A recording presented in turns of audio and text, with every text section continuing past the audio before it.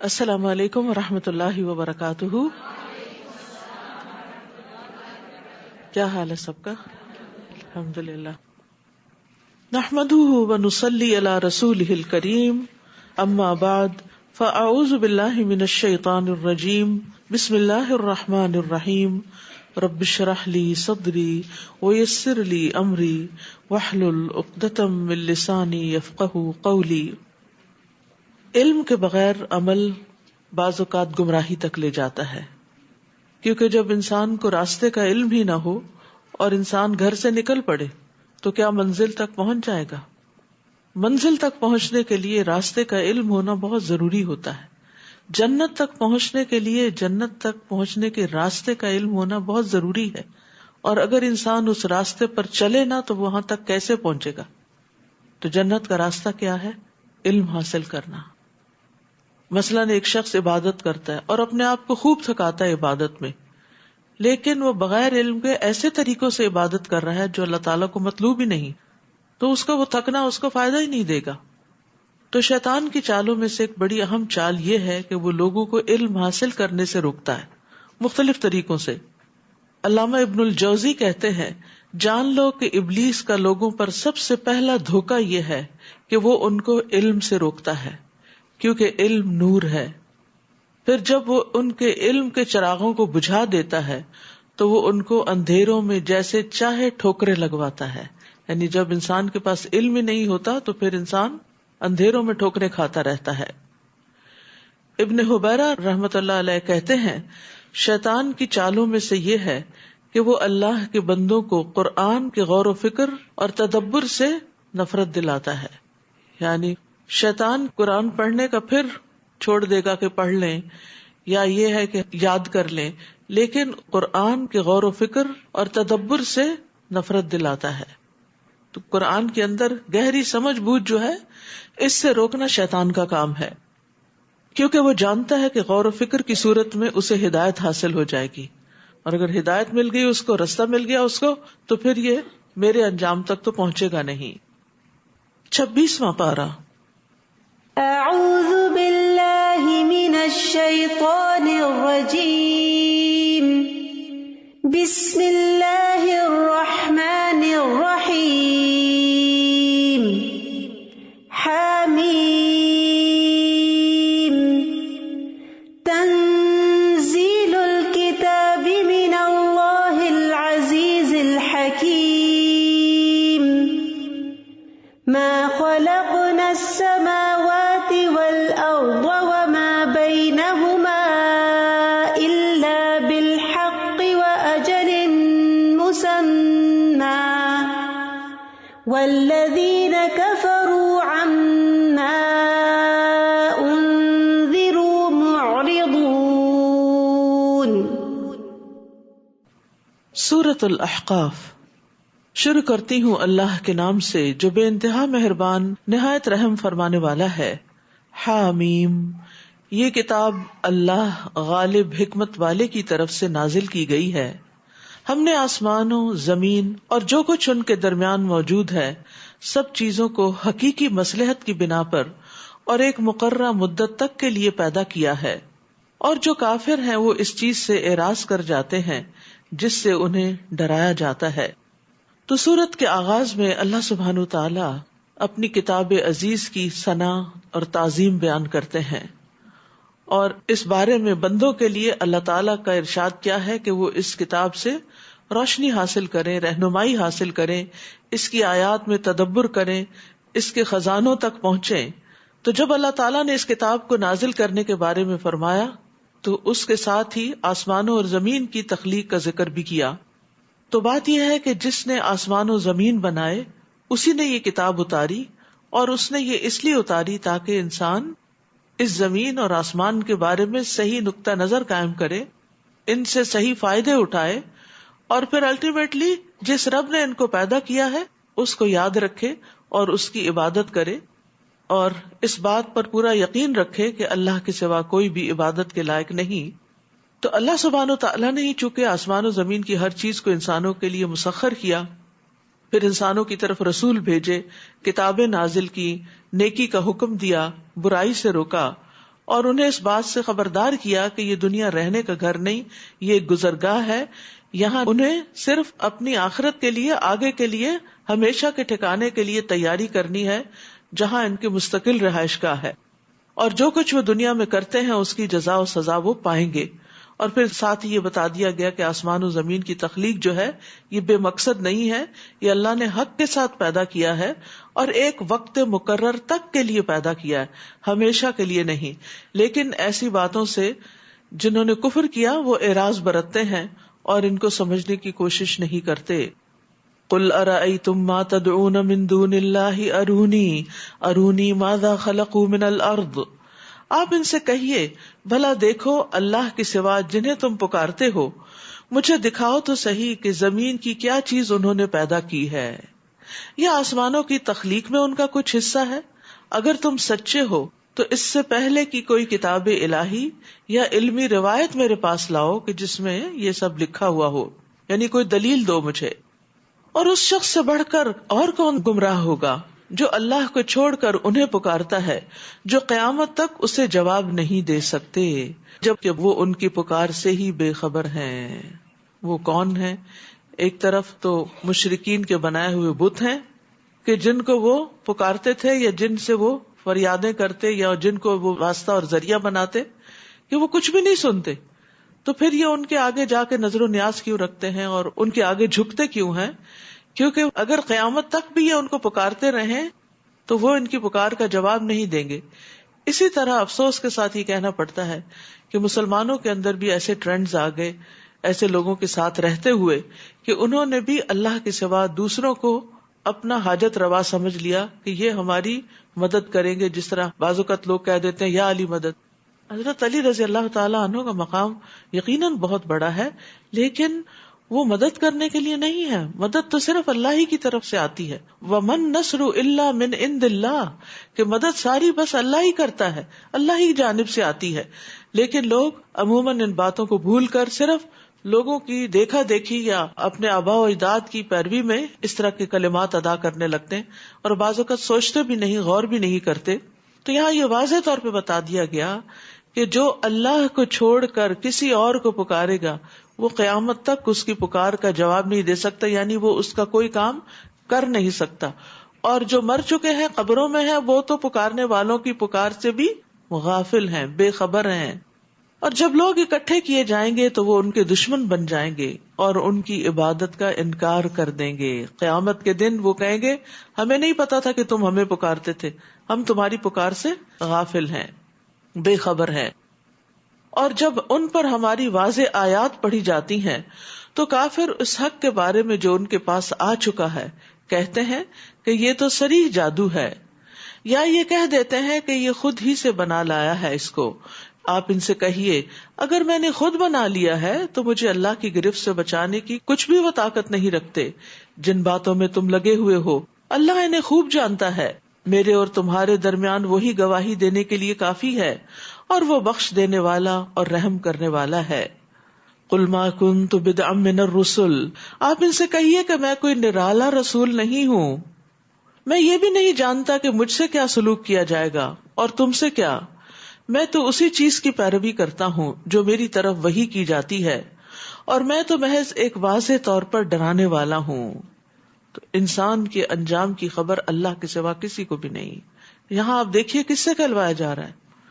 رسول اللہ صلی اللہ علیہ وسلم سے کہلوایا جا رہا ہے کہ آپ ان کو بتا دیجئے، قل، آپ کہہ دیجئے کہ نمبر ایک، میں کوئی نرالا رسول نہیں، پہلے بھی رسول آتے رہے ہیں، میں بھی اسی کی ایک کڑی ہوں، اور دوسری بات یہ، میں نہیں جانتا کہ مجھ سے کیا سلوک کیا جائے گا اور تم سے کیا کیا جائے گا، میں تو اس چیز کی پیروی کرتا ہوں جو میری طرف وحی کی گئی، لہٰذا تمہیں بھی کیا کرنا چاہیے، اس وحی کی پیروی کرتے چلے جانا چاہیے، اس کی فکر کرنی چاہیے، اور میرا کام تو محض خبردار کرنا ہے۔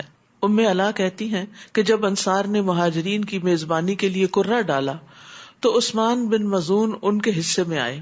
وہ کہتی ہیں کہ پھر عثمان بن مظعون بیمار پڑ گئے، میں نے ان کی خوب دیکھ بھال کی لیکن وہ فوت ہو گئے، ہم نے انہیں ان کے کپڑوں میں ہی رہنے دیا۔ اسی دوران نبی صلی اللہ علیہ وسلم تشریف لائے تو میں نے کہا، اے ابو صاحب، یہ عثمان رضی اللہ عنہ کی کنیت تھی، تم پر اللہ کی رحمت ہو، میری تمہارے متعلق گواہی ہے کہ اللہ نے تمہیں اپنے ہاں عزت سے نوازا ہے۔ یہ سن کر نبی صلی اللہ علیہ وسلم نے فرمایا، تمہیں یہ کیسے معلوم ہوا کہ اللہ نے انہیں اپنے اکرام سے نوازا ہے؟ یعنی مرنے والے کے بارے میں کسی قسم کی کوئی ججمنٹ نہیں دینی چاہیے۔ کہتی ہیں میں نے کہا واقعی مجھے کوئی علم نہیں، لیکن اے اللہ کے رسول میرے ماں باپ آپ پہ قربان ہوں، اللہ اور کس کو نوازے گا؟ یعنی میرا گمان بہت اچھا ہے ان کے بارے میں، تو مجھے یہ یقین ہے کہ آگے بہت اچھی ان کی مہمانی ہوئی ہوگی۔ آپ نے فرمایا عثمان واقعی انتقال کر چکے ہیں، اللہ کی قسم میں ان کے لیے خیر کی امید رکھتا ہوں، لیکن اللہ کی قسم میں اپنے لیے بھی حتمی طور پر کچھ نہیں کہہ سکتا کہ میرے ساتھ کیا معاملہ ہوگا، حالانکہ میں اللہ کا رسول ہوں۔ ام علا کہتی ہیں کہ اللہ کی قسم اس کے بعد میں کسی کا بھی تزکیہ نہیں کروں گی، البتہ اس واقعے سے مجھے بہت رنج ہوا۔ پھر میں سو گئی تو میں نے خواب میں دیکھا کہ عثمان بن مظعون کے لیے ایک بہتا ہوا چشمہ ہے۔ میں رسول اللہ صلی اللہ علیہ وسلم کے پاس آئی اور آپ سے اپنا خواب بیان کیا تو آپ نے فرمایا یہ ان کا عمل تھا جو اب تک جاری ہے، یعنی صدقہ جاریہ۔ تو ٹھیک ہے، خواب میں اللہ تعالیٰ خوشخبریاں دیتے ہیں، بعض اوقات مرنے والوں کا حال بتا دیتے ہیں، لیکن پھر بھی ہم حتمی طور پہ کچھ نہیں کہہ سکتے کہ اصل حقیقت کیا ہے۔ اس لیے قسم کھا کے اور یقینی طور پہ کہنا فلاں جنتی ہے، فلاں ایسا ہے، فلاں ایسا، یہ ہمارے اختیار میں نہیں، یہ اللہ کے فیصلے کو اپنے ہاتھ میں لینے کی بات ہے، تو اس سے بچنا چاہیے۔ بس دعا کرنی چاہیے، اچھا گمان رکھنا چاہیے، اچھی امید رکھنی چاہیے، ٹھیک ہے نا؟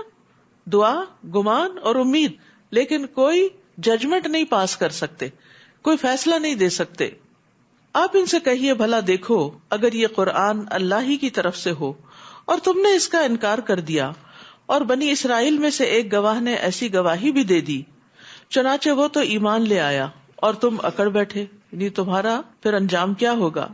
بلا شبہ اللہ تعالیٰ ایسے ظالموں کو ہدایت نہیں دیا کرتا۔ اور بنی اسرائیل کے گواہ سے مراد عبداللہ بن سلام ہے۔ اور کافر ایمان لانے والوں سے کہتے ہیں اگر یہ دین کوئی اچھی چیز ہوتا تو یہ ایمان والے اسے قبول کرنے میں ہم سے سبقت نہ لے جاتے، اور چونکہ انہوں نے قرآن سے ہدایت نہیں پائی لہٰذا اب یہ ضرور کہیں گے یہ تو پرانا جھوٹ ہے۔ یعنی وہ سمجھتے تھے کہ جو ایمان والے ہیں وہ معاشرے کے کمزور افراد ہیں، غلام ہیں، غریب ہیں، تو یہ کیوں پہلے اسلام لے آئے ہیں؟ اگر اسلام واقعی کو بہت اچھی چیز ہوتی تو پہلے ہم سردار لوگ ایمان لاتے۔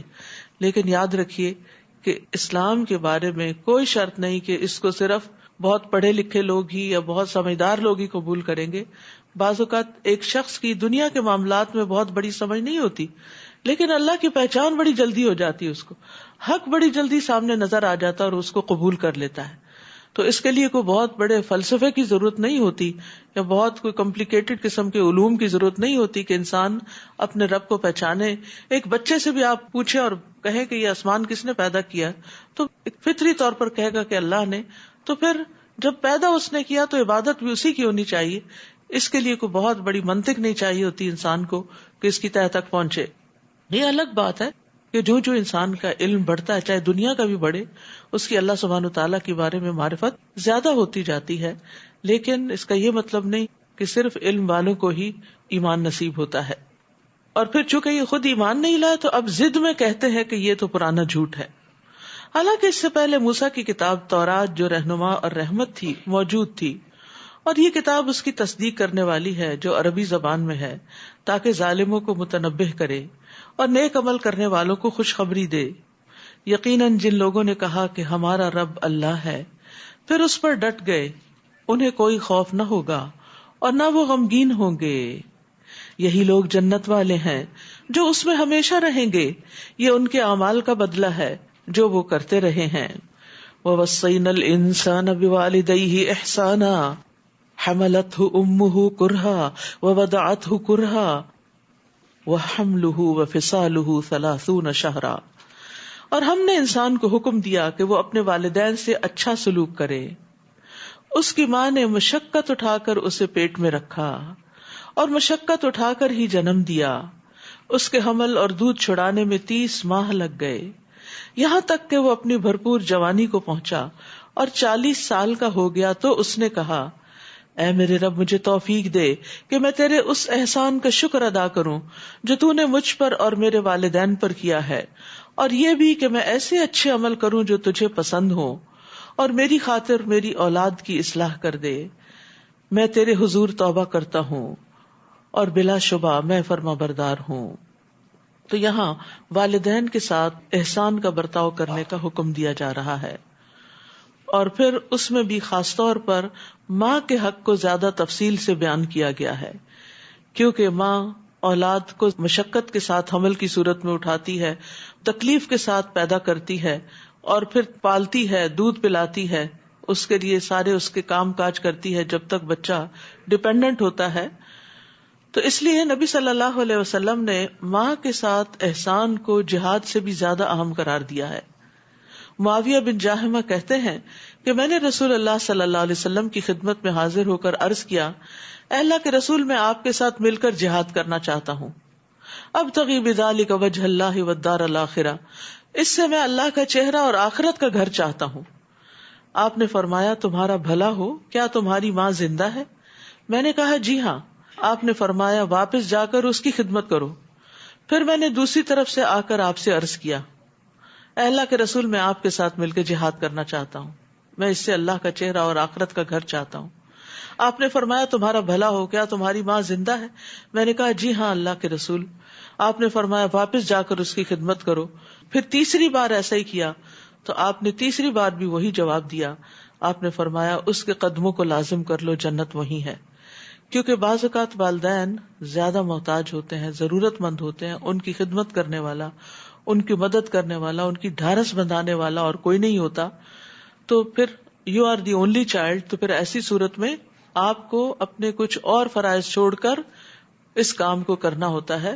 اور یہ ہمارے دین کا ایک حسن ہے کہ جس کا آپ پر کوئی احسان ہو، والد ہو، والدہ ہو، یا خاندان میں کوئی اور ہو، یا اس کے علاوہ باہر بھی ہو، تو ہمارا دین ہمیں حل جزاء الاحسان الا الاحسان، احسان کا بدلہ احسان کے سوا کچھ اور ہو سکتا ہے، یہ اصول سکھاتا ہے. اور یہ ایک بہت ہی خوبصورت اصول ہے، کیونکہ انسان جب کسی کے ساتھ بھلا کرتا ہے تو وہ توقع بھی رکھتا ہے کہ اس کے ساتھ بھلا کیا جائے. سب ماں باپ کو اس بات کی امید ہوتی ہے کہ ہمارے بچے ہمارے لیے کچھ کریں گے، اور ایسا کرنے میں کوئی برا نہیں. لیکن یہ ہے کہ بعض اوقات بچے اپنے بچوں میں مصروف ہو کر والدین کا حق بھول جاتے ہیں، تو اس لیے یہاں پر خاص تاکید کی گئی. ابو ہریرہ سے روایت ہے، وہ کہتے ہیں کہ رسول اللہ صلی اللہ علیہ وسلم نے فرمایا، ایک عورت نے اپنے بیٹے کو آواز دی جبکہ وہ عبادت خانے میں عبادت میں مصروف تھا. اس نے کہا، اے جریج. تو جریج نے دل میں کہا، اللہ، ایک طرف میری والدہ ہے اور دوسری طرف میری نماز ہے. وہ پھر بولی، جریج. اس نے کہا، اللہ، میری والدہ اور میری نماز میں کیا کروں؟ پھر تیسری بار ماں نے پکارا، جریج.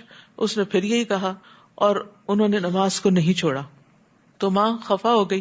اس نے کہا، اللہ، جریج کو موت نہ آئے جب تک یہ فاحشہ عورتوں کا منہ نہ دیکھ لے. چنانچہ اس کے عبادت خانے کے پاس ایک بکریاں چرانے والی عورت ٹھہرا کرتی تھی، تو اس نے ایک بچے کو جنم دے دیا.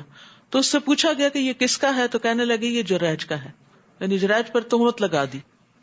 تو یہ الزام سن کر وہ اپنے عبادت خانے سے نیچے اترا اور کہنے لگا، وہ عورت کہاں ہے جو دعویٰ کرتی ہے کہ یہ بچہ مجھ سے ہے؟ جریج نے بچے کو مخاطب کر کے کہا، اے شیر خوار، یعنی اے دودھ پینے والے بچے، بتا تیرا باپ کون ہے؟ اس نے کہا، میرا باپ بکریاں چرانے والا ہے. تو بہرحال کیونکہ وہ عبادت گزار شخص تھا، اللہ سبحانہ تعالیٰ نے اس سے الزام کو دفع کر دیا، لیکن ماں کی بد دعا بھی اس کے حق میں قبول ہو گئی. تو بعض اوقات ایسا ہوتا ہے کہ ماں کو کسی شدید مدد کی ضرورت ہوتی ہے، تو ایسے میں انسان کسی نیک کام میں لگا ہوتا ہے. وہ نماز پڑھ رہے تھے، اور ہم میں سے اکثر لوگ اس ڈائلما کا شکار ہو جاتے ہیں نا، یہ بھی نیک کام ہے، یہ بھی نیک کام ہے، اس وقت کیا کروں؟ تو سمجھداری کا تقاضا یہ ہے کہ کون سا کام ڈیلے کیا جا سکتا ہے اور کون سا کام ہے جو آپ کو اسی وقت ہی کرنا ہے. تو ظاہر ہے کہ ماں نے کسی کام سے ہی بلایا ہوگا اور وہ ضروری کام ہوگا، تو اس وقت ماں کا حق زیادہ تھا. حالانکہ اللہ سبحانہ تعالیٰ کے حق کے بعد والدین کا حق ہوتا ہے، لیکن کبھی کبھار انسان اگر نفلی عبادت کر رہا ہے تو ایسی صورت میں والدین کی خدمت جو ہے وہ فرض ہو جاتی ہے. تو جب بھی نفل اور فرض کے درمیان آپ کو ڈیسیژن لینا پڑے تو فرض کی طرف جائیے. اسی طرح ماں کے ساتھ نیکی جو ہے کبیرہ گناہ معاف کرنے کا باعث بنتی ہے. ایک شخص نے کہا کہ میں نے ایک عورت کو نکاح کا پیغام دیا لیکن اس نے انکار کر دیا. ایک دوسرے آدمی نے پیغام نکاح دیا تو اس نے اس مرد کو پسند کر لیا. تو مجھے بڑی غیرت آئی، میں نے عورت کو قتل کر دیا. تو کیا میرے لیے کوئی توبہ ہے؟ تو ابن عباس نے کہا، کیا تمہاری ماں زندہ ہے؟ اس نے کہا نہیں. انہوں نے کہا، جاؤ اللہ سے توبہ کرو، جس قدر ممکن ہو اس کا تقرب حاصل کرو، یعنی ایسے اعمال کرو جس سے تمہیں اللہ کا قرب حاصل ہو. تو والدین کی خدمت بھی ان اعمال میں سے ہے جن سے اللہ کا قرب حاصل ہوتا ہے. اور انہوں نے کہا کہ اللہ عز و جل سے قریب تر کرنے والا کوئی دوسرا عمل نہیں ہو سکتا جتنا کہ ماں کے ساتھ نیک سلوک. پھر اسی طرح ابو بردہ سے روایت ہے کہ وہ ابن عمر کے پاس موجود تھے. ایک یمنی آدمی بیت اللہ کا طواف کر رہا تھا. اس نے اپنی ماں کو اپنی پشت کے پیچھے اٹھایا ہوا تھا, کندھے پہ اٹھایا ہوا تھا. کہہ رہا تھا میں اس کا موتی اونٹ ہوں, اگر اس کی سواریاں خوف زدہ کر دی جائیں تو میں نہیں خوف زدہ ہوں گا. پھر اس آدمی نے کہا ابن عمر تمہارا کیا خیال ہے, میں نے اپنی ماں کا بدلہ چکا دیا؟ انہوں نے کہا اس کی ایک آہ کا بدلہ بھی نہیں چکایا. یعنی تم سمجھتے ہو کہ ماں کو کندھے پہ اٹھا کے حج کرانے سے تم نے فرض ادا کر دیا, حق پورا کر دیا. تو بہرحال بعض اوقات سرکمسٹانسز ایسے ہوتے ہیں کہ ہم باقاعدہ خدمت نہیں بھی کر سکتے تو ہم دعائیں ضرور کر سکتے ہیں. اور اگر آپ چاہتے ہیں کہ آپ کی اپنی دعائیں قبول ہوں تو اپنی دعاؤں کا آغاز والدین کے لیے دعا سے کیا کیجیے. رب ارحمہما کما ربیانی صغیرا. یعنی احسان کرنے کے 3 طریقے ہوتے ہیں. ایک تو یہ کہ جیسا کسی نے ہمارے ساتھ کیا ویسا کر دیں. دوسرا یہ کہ اگر ہم اس پوزیشن میں نہیں کہ وہ کر سکیں جو وہ کر رہا ہے, یعنی ماں نے پیدا کیا, جنم دیا, بچہ تو نہیں یہ کر سکتا, تو اس صورت میں کیا ہے کہ والدین کے لیے دعا کریں اور ان کی تعریف کریں. یعنی انہوں نے جو احسان کیے ہیں ان کو اکنالج کریں, اور یہ نہیں کہ صرف ان کے منہ پر, وہ تو خوش آمد ہی ہو جاتی ہے نا. یعنی ان کی پیٹھ پیچھے جہاں کہیں ممکن ہو والدین کا اچھے الفاظ میں تذکرہ کریں. لیکن افسوس کہ عموماً یہ دیکھا گیا ہے کہ ماں باپ سے اگر کوئی غلطی ہوئی ہو یا ماں باپ سے کوئی کسی قسم کی زیادتی ہوئی ہو بچپن میں یا بڑے ہو کر, تو عموماً بچے وہ شکایتیں لے کر تو ہر جگہ مسئلے پوچھتے رہتے ہیں, لیکن کبھی والدین کے اچھے اخلاق یا اچھی تربیت یا احسان کا ذکر نہیں کرتے. تو اگرچہ ماں باپ نے کوئی زیادتی بھی کی ہو تو اس صورت میں بھی اس پہ صبر کرنا چاہیے اور ان کے لیے دعا کرتے رہنا چاہیے, ان کی ہدایت کی دعا کرنی چاہیے, ان کے لیے ایسے انتظامات کرنے چاہیے کہ وہ دین کی طرف آئیں.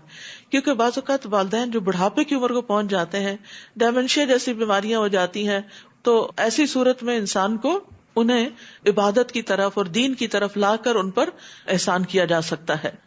پھر اسی طرح یہ ہے کہ یہاں 40 سال کی عمر تک پہنچ کر جو توبہ کی بات کی گئی ہے وہ قابل توجہ ہے. یعنی اس میں اس انسان کی رہنمائی کی جا رہی ہے جو 40 سال کا ہو جائے. تو آپ میں سے جو 40 سال کے ہو چکے ہوں غور سے توجہ سے بات کو سنیں, اور وہ یہ ہے کہ نئے سرے سے توبہ اور رجوع کرے. یعنی 40 سال سے عمر کا ایک نیا دور شروع ہو جاتا ہے, وہاں پھر وہ اور زیادہ اللہ کی طرف راغب ہو, اور پھر مصروفیات بھی انسان کی بڑھ جاتی ہیں, کیونکہ اس عمر میں انسان کے اپنے بچے بھی ہو جاتے ہیں اور ادھر سے والدین بھی بوڑھے ہو چکے ہوتے ہیں. ظاہر ہے جو بچہ خود 40 سال کا ہو گیا تو اس کے ماں باپ کی عمر 60 سے تو اوپر ہی ہوگی. پھر اسی طرح عورت کی بھی ذمہ داریاں گھر میں بہت بڑھ جاتی ہیں, چھوٹے بچوں کی وجہ سے, باپ کی بھی کمائی کی وجہ سے بڑھ جاتی ہیں. تو پھر انسان کو اس وقت رب اوزعنی ان اشکر نعمتک التی انعمت علی وعلی والدی, خصوصاً والدین کے لیے دعا کرنے کی ضرورت ہے, کیونکہ انسان بہرحال اپنی شدید مصروفیات میں کہیں نہ کہیں ماں باپ کے حق کو کم کر بیٹھتا ہے. تو پھر والدین کے لیے دعا کرے اور پھر ان کے لیے احسان کے جو بھی طریقے ہو سکتے ہیں, ان پہ مال خرچ کرنا یا ان کی خدمت کرنا یا ان کو خوش کرنے والے کام کرنا, ان میں سے جو بھی انسان کر سکے. ایک کتاب ہے چھوٹی سی والدین ہماری جنت, اس میں کئی طریقے بتائے گئے ہیں. یا اگر دنیا میں ہے یا نہیں ہے ان کی طرف سے صدقہ کرنا. اور جب آپ اپنے لیے صدقہ کرتے ہیں نا تو نیت کر لیا کرے کہ یا اللہ یہ اپنے والدین کی طرف سے بھی اور اپنے فوت شدہ رشتہ داروں کی طرف سے, کہ اللہ سبحانہ تعالیٰ کے لیے تو کچھ بھی مشکل نہیں کہ اس کو ملٹی پلائی کر کے سب کو ہی اس کا اجر دے دے. تو اس سے آپ کی نیکی میں اور زیادہ اضافہ ہو جائے گا, کیونکہ والدین کے ساتھ نیکی جنت میں لے جانے کا باعث ہے. حضرت عائشہ کہتی ہے کہ رسول اللہ صلی اللہ علیہ وسلم نے فرمایا, میں نے خواب میں دیکھا, یعنی یہ رسول اللہ دیکھ رہے ہیں, کہ میں جنت میں داخل ہوا ہوں تو وہاں مجھے قاری کی تلاوت کی آواز سنائی دی. میں نے پوچھا یہ کون ہے؟ بتایا گیا یہ حارثہ بن نعمان ہے. آپ نے فرمایا یہی نیکی ہے, یہی نیکی ہے. اور حارثہ بن نعمان اپنی والدہ کے ساتھ بہت حسن سلوک کیا کرتے تھے. اور والدین بھی اگر نیک ہو کہ انعمت علیہ, مجھ پر تو نے انعام کیا کہ مجھے نیکی کی توفیق دی, وعلی والدیہ, اور میرے والدین کو نیکی کی توفیق تو نے دی. تو والدین کی نیکی سے اولاد بھی فائدہ اٹھاتی ہے, اور والدین کے اوپر جو انعامات ہوتے ہیں وہ سب سے پہلے اور سب سے زیادہ بچوں تک پہنچتے ہیں, اور خصوصاً دین کی نعمت. اور سورۃ الکہف میں میں بتا چکی ہوں کان ابوہما صالحا, کہ ان بچوں کا والد جو تھا وہ نیک تھا. تو والدین کا علم رکھنا اور ان کا باعمل ہونا یہ ان کی اولاد کے نیک ہونے کے اسباب میں سے ایک سبب ہے، کلی نہیں، کیونکہ بہت سی مثالیں ایسے بھی ملتی ہیں کہ والدین نیک تھے لیکن بچے نیک نہیں ہوئے. لیکن عمومی طور پر، ایکسیپشنل کیسز تو ہر جگہ ہوتے ہیں، عمومی طور پر اگر والدین نیک ہوں، عبادت گزار ہوں، صدقہ خیرات کرنے والے ہوں، تو ان نیکیوں کے اثرات جو ہیں بچوں کو بھی آتے ہیں. یہی لوگ ہیں جن کے بہترین اعمال کو ہم قبول کرتے ہیں. ایسی شخصیات جن کا یہ طریقہ زندگی ہے، ان کے نیک عمل قبول ہو جاتے ہیں اور ان کی برائیوں سے درگزر کر جاتے ہیں. یہ اہل جنت میں شامل ہیں. وعدہ سچا ہے جو ان سے کیا جاتا تھا، یعنی اللہ کا وعدہ. اور جس شخص نے اپنے والدین سے کہا تف ہو تم پر، تم مجھے اس بات سے ڈراتے ہو کہ میں زندہ کر کے زمین سے نکالا جاؤں گا، حالانکہ مجھ سے پہلے بہت سی نسلیں گزر چکی اور ان میں سے کوئی بھی اب تک جی کے نہیں اٹھا. اور وہ دونوں اللہ سے فریاد کرتے ہوئے اس سے کہتے ہیں تجھے ہلاکت ہو، ایمان لے آؤ کیونکہ اللہ کا وعدہ سچا ہے. تو وہ کہتا ہے یہ تو بس پہلے لوگوں کی داستانیں ہیں. یعنی کچھ نیک ماں باپ کے بچے ایسے بھی ہوتے ہیں کہ وہ خود نیک ہوتے ہیں، دین پر ہوتے ہیں، اور بچوں کو بھی ایمان لانے کے لیے کہتے ہیں، لیکن وہ ماحول کے اثرات کی وجہ سے اللہ پر ایمان اور آخرت پر ایمان سے بہت دور نکل جاتے ہیں. فرمایا یہی وہ لوگ ہیں جن پر جنوں اور انسانوں کی ان سے پہلے کی جماعتوں سمیت اللہ کا عذاب کا قول صادق آتا ہے. بلا شبہ یہی لوگ خسارہ اٹھانے والے ہیں. وَلِكُلٍّ دَرَجَاتٌ مِّمَّا عَمِلُوا وَلِيُوَفِّيَهُمْ أَعْمَالَهُمْ وَهُمْ لَا يُظْلَمُونَ. ان دونوں قسموں کے لوگوں میں سے ہر ایک کے ان کے اعمال کے لحاظ سے درجے ہوں گے تاکہ اللہ ان کے اعمال کا پورا پورا بدلہ دے دے اور ان پر ظلم نہیں کیا جائے گا. یعنی جنت کے 100 درجے ہیں اور ہر ایک کا درجہ الگ ہوگا. اور درجہ کس کے مطابق بنے گا؟ عمل کے مطابق. اور جس دن کافر دوزخ پر پیش کیے جائیں گے تو انہیں کہا جائے گا تم دنیا کی زندگی میں پاکیزہ چیزوں سے اپنا حصہ لے چکے، دنیا میں تم مزے کر کے آ چکے ہو اور ان سے مزے اڑا چکے، آج تمہیں ذلت کا عذاب دیا جائے گا. یہ ان باتوں کا بدلہ ہے جو تم زمین میں ناحق تکبر کرتے تھے اور نافرمانی کرتے تھے. صحابہ کرام جو تھے نیکیوں کا دنیا میں بدلہ ملنے پر بڑا ڈرا کرتے تھے. عبد الرحمن بن عوف کے پاس کھانا لایا گیا، وہ روزے سے تھے، تو انہوں نے کہا مصعب بن عمیر شہید کیے گئے، وہ مجھ سے بہتر تھے. انہیں جس چادر کا کفن دیا گیا اس سے ان کا سر چھپاتے تو پاؤں کھل جاتے، پاؤں چھپاتے تو سر کھل جاتا. پھر ہمارے لیے دنیا کشادہ کر دی گئی، ہمیں تو یہ ڈر ہے کہ کہیں ہماری نیکیوں کا بدلہ ہمیں دنیا میں نہ دے دیا جائے. اس کے بعد آپ رو پڑے اور کھانا بھی نہیں کھایا اگرچہ آپ روزے سے تھے. وَاذْكُرْ أَخَا عَادٍ إِذْ أَنذَرَ قَوْمَهُ بِالْأَحْقَافِ، اسی سے سورت کا نام احقاف ہے. اور ان سے قوم عاد کے بھائی ہود کا ذکر کیجیے جب اس نے احقاف میں اپنی قوم کو برے انجام سے ڈرایا، جبکہ ہود سے پہلے بھی انہیں ڈرانے والے آئے اور اس کے بعد بھی آتے رہے، اور کہا کہ اللہ کے سوا کسی کی عبادت نہ کرنا، بلا شبہ میں تمہیں ایک بڑے دن کے عذاب سے ڈراتا ہوں. وہ کہنے لگے کیا تم ہمارے پاس اس لیے آئے ہو کہ ہمیں ہمارے معبودوں سے ہٹا دو؟ اگر تم سچے ہو تو جس عذاب کی تم ہمیں دھمکی دیتے ہو وہ لے آؤ. ہود نے کہا اس کا علم تو اللہ ہی کے پاس ہے، میں تو تمہیں وہ پیغام پہنچا رہا ہوں جو مجھے دے کر بھیجا گیا ہے، مگر میں دیکھ رہا ہوں کہ تم نادان لوگ ہو. پھر جب انہوں نے اس عذاب کو بادل کی صورت میں اپنے میدانوں کی طرف بڑھتے دیکھا تو کہنے لگے یہ بادل ہے جو ہم پر برسے گا، بلکہ یہ وہ چیز تھی جس کے لیے تم جلدی مچا رہے تھے، یعنی عذاب، یعنی ایسی آندھی جس میں دردناک عذاب تھا. تدمر کل شیء بامر ربها، وہ اپنے رب کے حکم سے ہر چیز کو تہس نہس کر رہی تھی. آخر کار ان کا یہ حال ہوا کہ ان کے گھروں کے سوا کوئی چیز نظر نہ آتی تھی. ہم مجرموں کو ایسی ہی سزا دیا کرتے ہیں. ہم نے انہیں اتنی قدرت دے رکھی تھی جتنی تمہیں نہیں دی، اور ہم نے انہیں کان، آنکھیں اور دل سب کچھ دے رکھا تھا، مگر ان کے کان، آنکھیں اور دل ان کے اس وقت کچھ بھی کام نہ آئے جب انہوں نے اللہ کی آیات کا انکار کر دیا، اور انہیں اسی چیز نے آ گھیرا جس کا وہ مذاق اڑاتے تھے. اور تمہارے ارد گرد ہم بہت سی بستیاں ہلاک کر چکے ہیں اور دلائل کو طرح طرح سے بیان کر دیا ہے تاکہ وہ باز آ جائیں. پھر ان ہستیوں نے ان کی مدد کیوں نہ کی جنہیں ان لوگوں نے اللہ کے سوا تقرب اللہ کا ذریعہ سمجھ کر الہ بنا رکھا تھا، بلکہ وہ ان سے گم ہو جائیں گی، اور یہ ان کا جھوٹ تھا جو وہ باندھتے تھے. وَإِذْ صَرَفْنَا إِلَيْكَ نَفَرًا مِّنَ الْجِنِّ يَسْتَمِعُونَ الْقُرْآنَ فلما حضروه قالوا انصتوا فلما قضي ولوا الى قومهم منذرين. اور وہ واقعہ بھی یاد کیجئے جب ہم جنوں کے ایک گروہ کو آپ کی طرف لے آئے تھے جو قرآن سن رہے تھے. جب وہ اس مقام پر آ پہنچے تو ایک دوسرے سے کہنے لگے خاموش ہو جاؤ. پھر جب قرآن پڑھا جا چکا تو وہ ڈرانے والے بن کر اپنی قوم کے پاس واپس آئے. کیسی نیک روحیں تھیں کہ بہت بڑی تعلیم اور تربیت کے بغیر ہی جو ہی قرآن سے پہلا انٹریکشن ہوا قرآن کا ادب کیا اور قرآن سننے کا مطلب بھی سمجھ گئے کہ یہ کیوں پڑھا جاتا ہے، سنا جاتا ہے. تو پہلا کام انہوں نے کیا کیا، جب وہ پہنچے جہاں قرآن پڑھا جا رہا تھا تو انہوں نے کہا کہ قرآن کو غور سے سنو، خاموش رہو، خاموش رہو. افسوس کے ساتھ کہنا پڑتا ہے کہ بعض اوقات تراویح ہو رہی ہوتی اور امام صاحب اپنی پوری قوت سے پڑھا رہے ہوتے اور پیچھے سے لوگ باتیں کیے چلے جا رہے ہوتے. اس قدر افسوس ہوتا ہے، اس قدر افسوس، کیونکہ اس سے امام کے بھی بھولنے کا اندیشہ ہوتا ہے اور دوسرا مقتدیوں کی کنسنٹریشن ہی نہیں ہوتی. اگر آپ کو مسجد جا کر نماز نہیں پڑھنی تو پھر آپ وہاں گئے کیوں ہیں؟ اور اگر آپ کو کسی کا انتظار کرنا ہے یا آپ اس لیے آ گئے کہ چلے نماز نہیں بھی پڑھنی تو قرآن سن لیتے تو پھر قرآن سنیے. یہ نہیں کہ بچوں کے ساتھ آپ مشغول رہیں اور ان کے ساتھ باتیں کریں اور آپس میں ہنسی مذاق. یعنی 2 رکعتیں ختم نہیں ہوتی تو نماز کے بعد ہونا کیا چاہیے کہ ان 2 نمازوں کے بیچ خوب دعائیں کر لیں تاکہ آپ کی دعائیں قبول ہو جائیں. وہ 2 نمازوں کے بیچ کا وقفہ ہے بڑا ہی قیمتی وقفہ، اس میں ہم فوراً باتیں شروع کر دیتے اور بعض کا ہنسنا شروع کر دیتے، ایسا لگتا ہے جیسے پکنک پہ آئے ہوئے ہیں.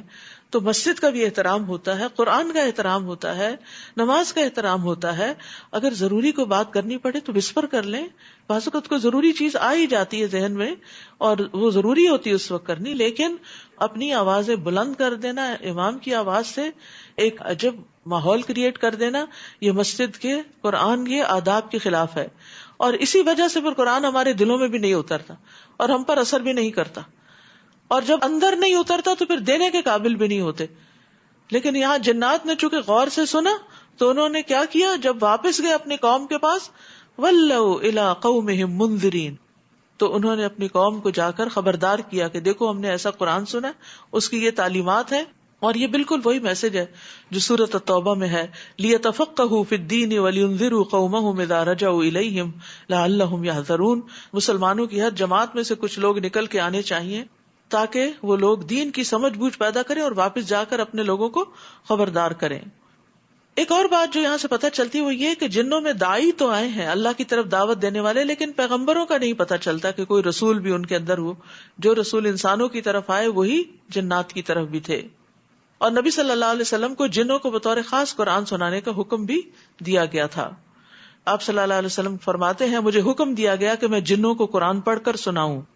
آپ نے پوچھا تم میں سے کون میرے پیچھے آئے گا، تو لوگوں نے سر جھکا لیا، شاید سب ڈر گئے کہ جنوں کے پاس کیسے جائیں. تو آپ نے 3 بار یہی بات کہی تو لوگ اٹھنے کو تیار نہیں ہوئے. تو ایک آدمی نے کہا اللہ کے رسول بے شک آپ پہل کرنے والے ہیں، یعنی آپ چلیے. تو پھر عبداللہ بن مسعود ان کے ساتھ گئے. تو پھر وہ ایک پہاڑ کی گھاٹی میں داخل ہوئے جس کو شعب الحجون کہا جاتا ہے. تو آپ صلی اللہ علیہ وسلم نے حضرت عبداللہ بن مسعود کے آس پاس ایک حلقہ یعنی کہ خیالی حلقہ کھینچ دیا، دائرہ کھینچا اور آپ کو کہا کہ آپ اس دائرے سے باہر نہ نکلیں. تو عبداللہ بن مسعود کہتے ہیں وہ جنات میرے اوپر اترنے لگے اور مجھے گدھوں کی مانند لشکر کی صورت میں کچھ چلتا ہوا دکھائی دیا. میں نے ملی جلی آوازوں کا بہت شور سنا تو مجھے نبی صلی اللہ علیہ وسلم کے بارے میں خوف لاحق ہوا. پھر آپ نے قرآن کی تلاوت کی. جب اللہ کے نبی واپس آئے میں نے کہا اللہ کے نبی وہ آوازوں کا شور کیسا تھا جو میں نے سنا؟ تو آپ نے فرمایا وہ ایک مقتول آدمی کے سلسلے میں میرے پاس اکٹھے ہوئے تھے جو ان میں قتل ہو گیا تھا، تو میں نے ان کے درمیان حق کے ساتھ فیصلہ کیا. اسی طرح جنات کا ایک دائی آپ کے پاس آیا، آپ کو ساتھ لے کر گیا اور آپ نے پھر قرآن سنایا. اور اس کی بھی کافی تفصیلات ملتی ہیں جس وقت نہیں ہے کہ آپ کو سنائی جائے، لیکن یہ کہ آج بھی بعض اوقات ایسے واقعات ملتے ہیں کہ جنات کسی عالم کو یا کسی بزرگ کو اٹھا کے یعنی لے جاتے ہیں اپنی وادیوں میں بستیوں میں اور ان سے تبلیغ کرواتے ہیں. یہ فرسٹ ہینڈ کسی نے معلومات دی تھی مجھے. قالوا یا قومنا انا سمعنا کتابا انزل من بعد موسیٰ، کہنے لگے اے ہماری قوم ہم نے ایسی کتاب سنی ہے جو موسیٰ کے بعد نازل ہوئی ہے. یعنی تورات کے بعد انجیل کا انہیں پتہ نہیں چلا اور قرآن کا پتہ چلا. وہ اپنے سے پہلے کتابوں کی تصدیق کرتی ہے، حق کی طرف اور سیدھی راہ کی طرف رہنمائی کرتی ہے.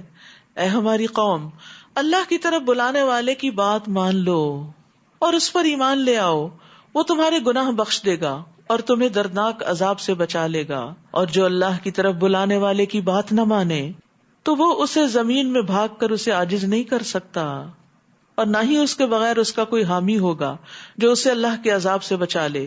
یہی لوگ صریح گمراہی میں ہیں. کیا انہوں نے دیکھا نہیں کہ اللہ ہی ہے جس نے آسمانوں اور زمین کو پیدا کیا اور انہیں پیدا کر کے تھک نہیں گیا؟ وہ اس بات پر قادر ہے کہ مردوں کو زندہ کر دے. کیوں نہیں، وہ تو ہر چیز پہ قادر ہے. اور جس دن کافر دوزخ پر پیش کیے جائیں گے تو ان سے پوچھا جائے گا، کیا یہ جہنم حق نہیں؟ وہ کہیں گے، کیوں نہیں، ہمارے رب کی قسم یہ حق ہے. اللہ تعالیٰ فرمائے گا، تو اب عذاب کا مزہ چکھو، یہ اس چیز کا بدلہ ہے جو تم کفر کیا کرتے تھے. فاصبر کما صبر اولو العزم من الرسل، بس آپ صبر کیجئے جیسے اولو العزم پیغمبر صبر کرتے رہے، اور ان کے بارے میں جلدی نہ کیجئے.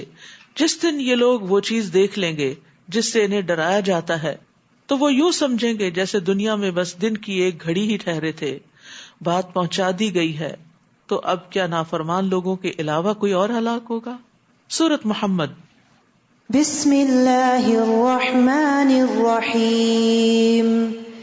الذین کفروا وصدوا عن سبیل اللہ اضل اعمالهم والذین آمنوا وعملوا الصالحات وآمنوا بما نزل على محمد وهو الحق من ربهم كفر عنهم سيئاتهم وأصلح بالهم. شروع کرتی ہوں اللہ کے نام سے جو بے انتہا مہربان نہایت رحم فرمانے والا ہے.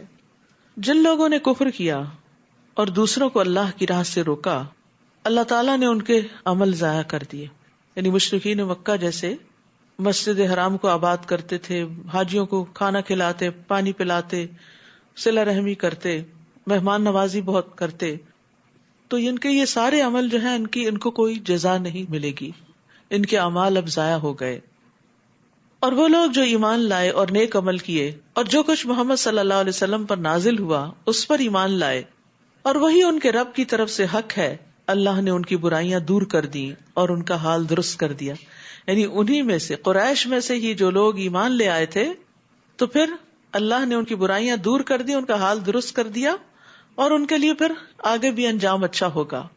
لیکن یہ بات عمومی طور پر بھی ہے کہ کفر کے ساتھ کی گئی نیکیاں قبول نہیں ہوتی، کیونکہ جب آپ اللہ کے لیے ہی نہیں کر رہے اور آخرت کی جزا کے لیے نہیں کر رہے تو پھر آپ کو وہاں کیوں کچھ ملے. یہ اس لیے کہ کافروں نے تو باطل کی پیروی کی اور ایمان والوں نے اس حق کی پیروی کی جو ان کے رب کی طرف سے نازل ہوا. اسی طرح اللہ لوگوں سے ان کی ٹھیک ٹھیک حالت بیان کر دیتا ہے، یعنی ان کی کیا حقیقت ہے، کیا پوزیشن ہے، وہ ان پہ واضح کر دیتا ہے. مسلمانوں، جب کافروں سے تمہاری مٹھ بھیڑ ہو جائے تو ان کی گردنیں مارنا ہے، یہاں تک کہ جب انہیں خوب قتل کر چکو تو انہیں مضبوط باندھ کر انہیں قیدی بنا لو. پھر اس کے بعد یا تو ان پر احسان کرو یا تاوان لے کر چھوڑ دو، جیسے جنگ بدر میں ہوا تھا کہ ان سے فدیہ لیا گیا تھا، یہاں تک کہ لڑائی اپنے ہتھیار ڈال دے. تمہارے لیے یہی حکم ہے، اور اگر اللہ چاہتا تو خود بھی ان سے انتقام لے سکتا تھا، مگر یہ حکم اس لیے ہے تاکہ تمہیں ایک دوسرے کے ذریعے آزمائے. اور جو لوگ اللہ کی راہ میں قتل کیے گئے یعنی مسلمانوں میں سے، اللہ ان کے اعمال کو ہرگز ضائع نہیں کرے گا، وہ ان کی رہنمائی کرے گا اور ان کا حال درست کر دے گا اور انہیں اس جنت میں داخل کرے گا جس کا اس نے انہیں تعارف کرا دیا ہے. مومن جنت میں اپنی منزل، اپنے مقام، اپنے گھر کو بہت اچھی طرح پہچانتا ہے. یعنی قیامت کے دن جب وہ جنت میں بھیجے جائیں گے تو جو مخصوص جنت ان کے لیے جس لیول پر ہوگی، جس درجے کی ہوگی، اس تک ایسے پہنچ جائیں گے جس دنیا میں کوئی اپنے گھر پہنچتا ہے، بلکہ اس سے بھی زیادہ آسانی سے. یعنی نہ تو کسی سے رستہ پوچھیں گے اور نہ ہی انہیں کوئی بھول چوک ہوگی کہ یہاں سے ٹرن لینا ہے یا وہاں سے لینا ہے، اور یوں محسوس ہوگا جیسے وہ یہیں کے رہنے والے تھے. وہ یہیں سے بلانگ کرتے تھے، ان کے لیے وہ سب چیزیں بہت فیملیئر ہوں گی. تو مومن جنت میں اپنے گھر، اپنی بیوی، اپنے خادم، سب کی طرف ایسے رہنمائی پائے گا جیسے دنیا میں اپنے ان سب رشتوں کو پہچانتا تھا. رسول اللہ صلی اللہ علیہ وسلم نے فرمایا، اس ذات کی قسم جس کے ہاتھ میں محمد کی جان ہے، ان میں سے ہر شخص اپنے جنت کے گھر کو اپنے دنیا کے گھر سے بھی بہتر طور پر پہچانے گا. رسول اللہ صلی اللہ علیہ وسلم نے فرمایا، مجھے امید ہے کہ تم اپنی نیک اولاد سمیت جنت میں داخل ہونے سے پہلے وہاں اپنی رہائش گاہیں بنوا لو گے. اب سوال یہ پیدا ہوتا ہے کہ وہ کون سے کام ہم کریں جس سے جنت میں داخل ہو سکیں. تو سب سے پہلے تو ایمان ہی ہے، اور پھر عمل صالح. بہت دفعہ یہ آتا ہے عمل صالح عمل صالح. کیا ہے یہ عمل صالح؟ سب سے پہلی چیز اس میں نماز آتی ہے، نماز. لیکن افسوس یہ کہ ہم فرض نماز بھی پتہ نہیں کس مشکل سے پڑھتے، اور سنت تو ایسے چھوڑتے ہیں جیسے وہ ایگزسٹ ہی نہیں کرتی. اور افسوس یہ کہ رمضان میں بھی سنت نہیں پڑھ رہے، افطار ہو رہے ہیں، پارٹیاں ہو رہی ہیں، اس چیز کی طرف بھاگ دوڑ کر رہے ہیں، سلام پھیرتے ہی جلدی جلدی کھانے پینے کی بھاگ دوڑ لگ جاتی. اس سے بہتر ہے آپ اپنے گھر میں آرام سے بیٹھتے اور آپ سنت بھی ادا کرتے.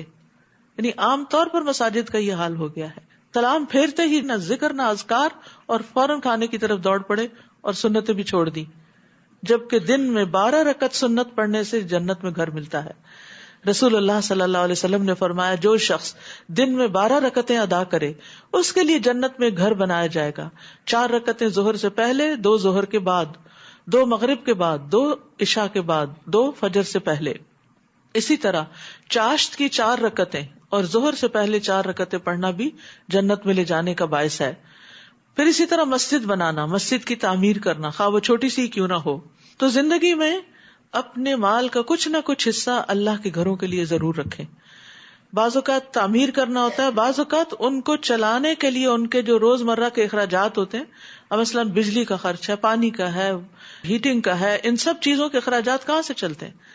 یہ مسلمانوں کے دیے ہوئے صدقات ہی ہوتے ہیں جو اللہ کی راہ میں وہ دیتے ہیں، جس سے یہ مسجدیں آباد ہوتی ہیں. تو اس لیے اگر تعمیر میں چاہے ایک اینٹ لگوا دیں کہیں بھی، اس کا بھی اہتمام کریں، لیکن جب وہ اینٹ لگ جائے، مسجد بن جائے، مسجد کھڑی ہو جائے تو اس کو آباد کریں. یہ بھی عمل صالح میں سے بہت بڑا عمل ہے. نماز پڑھنے کے لیے آئیں، اس کی آبادی بڑھانے کے لیے آئیں، اور پھر اس کو صاف ستھرا رکھیں، اس کو خوبصورت بنائیں، اس کو نماز پڑھنے والوں کے لیے تیار رکھیں. پھر اسی طرح سورۃ اخلاص پڑھنا، ذکر اذکار کرنا، اللہ کی خاطر کسی سے ملاقات کرنا، یعنی کسی احسان کا بدلہ چکانے کے لیے نہیں، کسی لالچ میں نہیں. رسول اللہ صلی اللہ علیہ وسلم نے فرمایا، جو اللہ کے لیے کسی بیمار کی عیادت یا اپنے دینی بھائی سے ملاقات کرنے جاتا ہے تو آسمان سے ایک پکارنے والا اعلان کرتا ہے، تم بھی پاک ہوئے اور تمہارا چلنا بھی پاک ہے، تم نے جنت میں گھر بنا لیا. یعنی بیمار کی عادت اتنی بڑی نیکی ہے.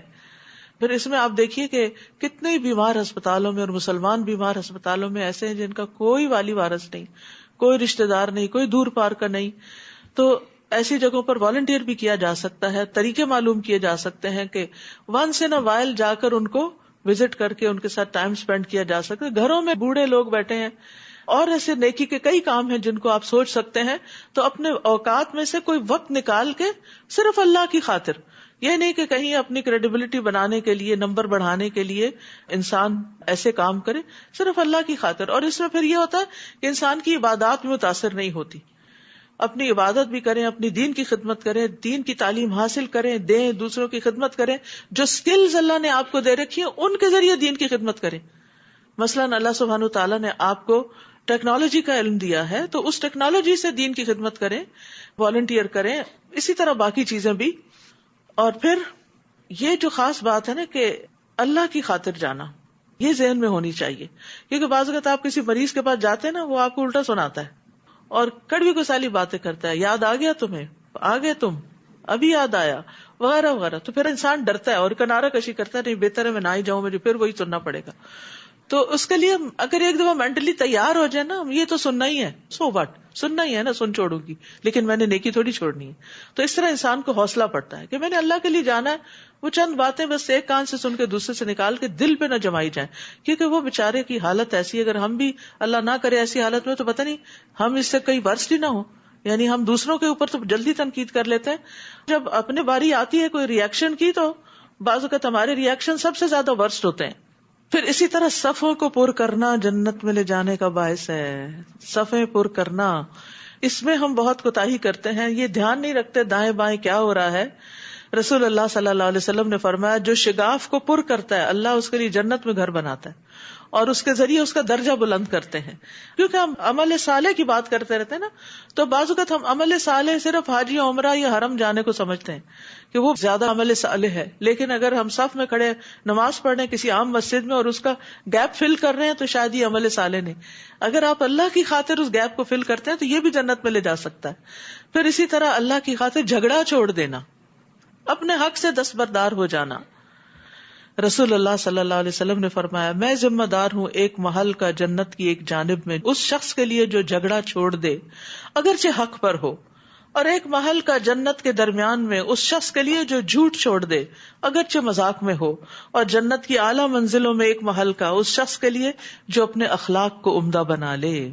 یا ایھا الذین آمنوا ان تنصروا اللہ ینصرکم ویثبت اقدامکم، اے لوگو اگر تم اللہ کے دین کی مدد کرو گے تو وہ تمہاری مدد کرے گا اور تمہیں ثابت قدم رکھے گا، یعنی دین پر جمع کر رکھے گا.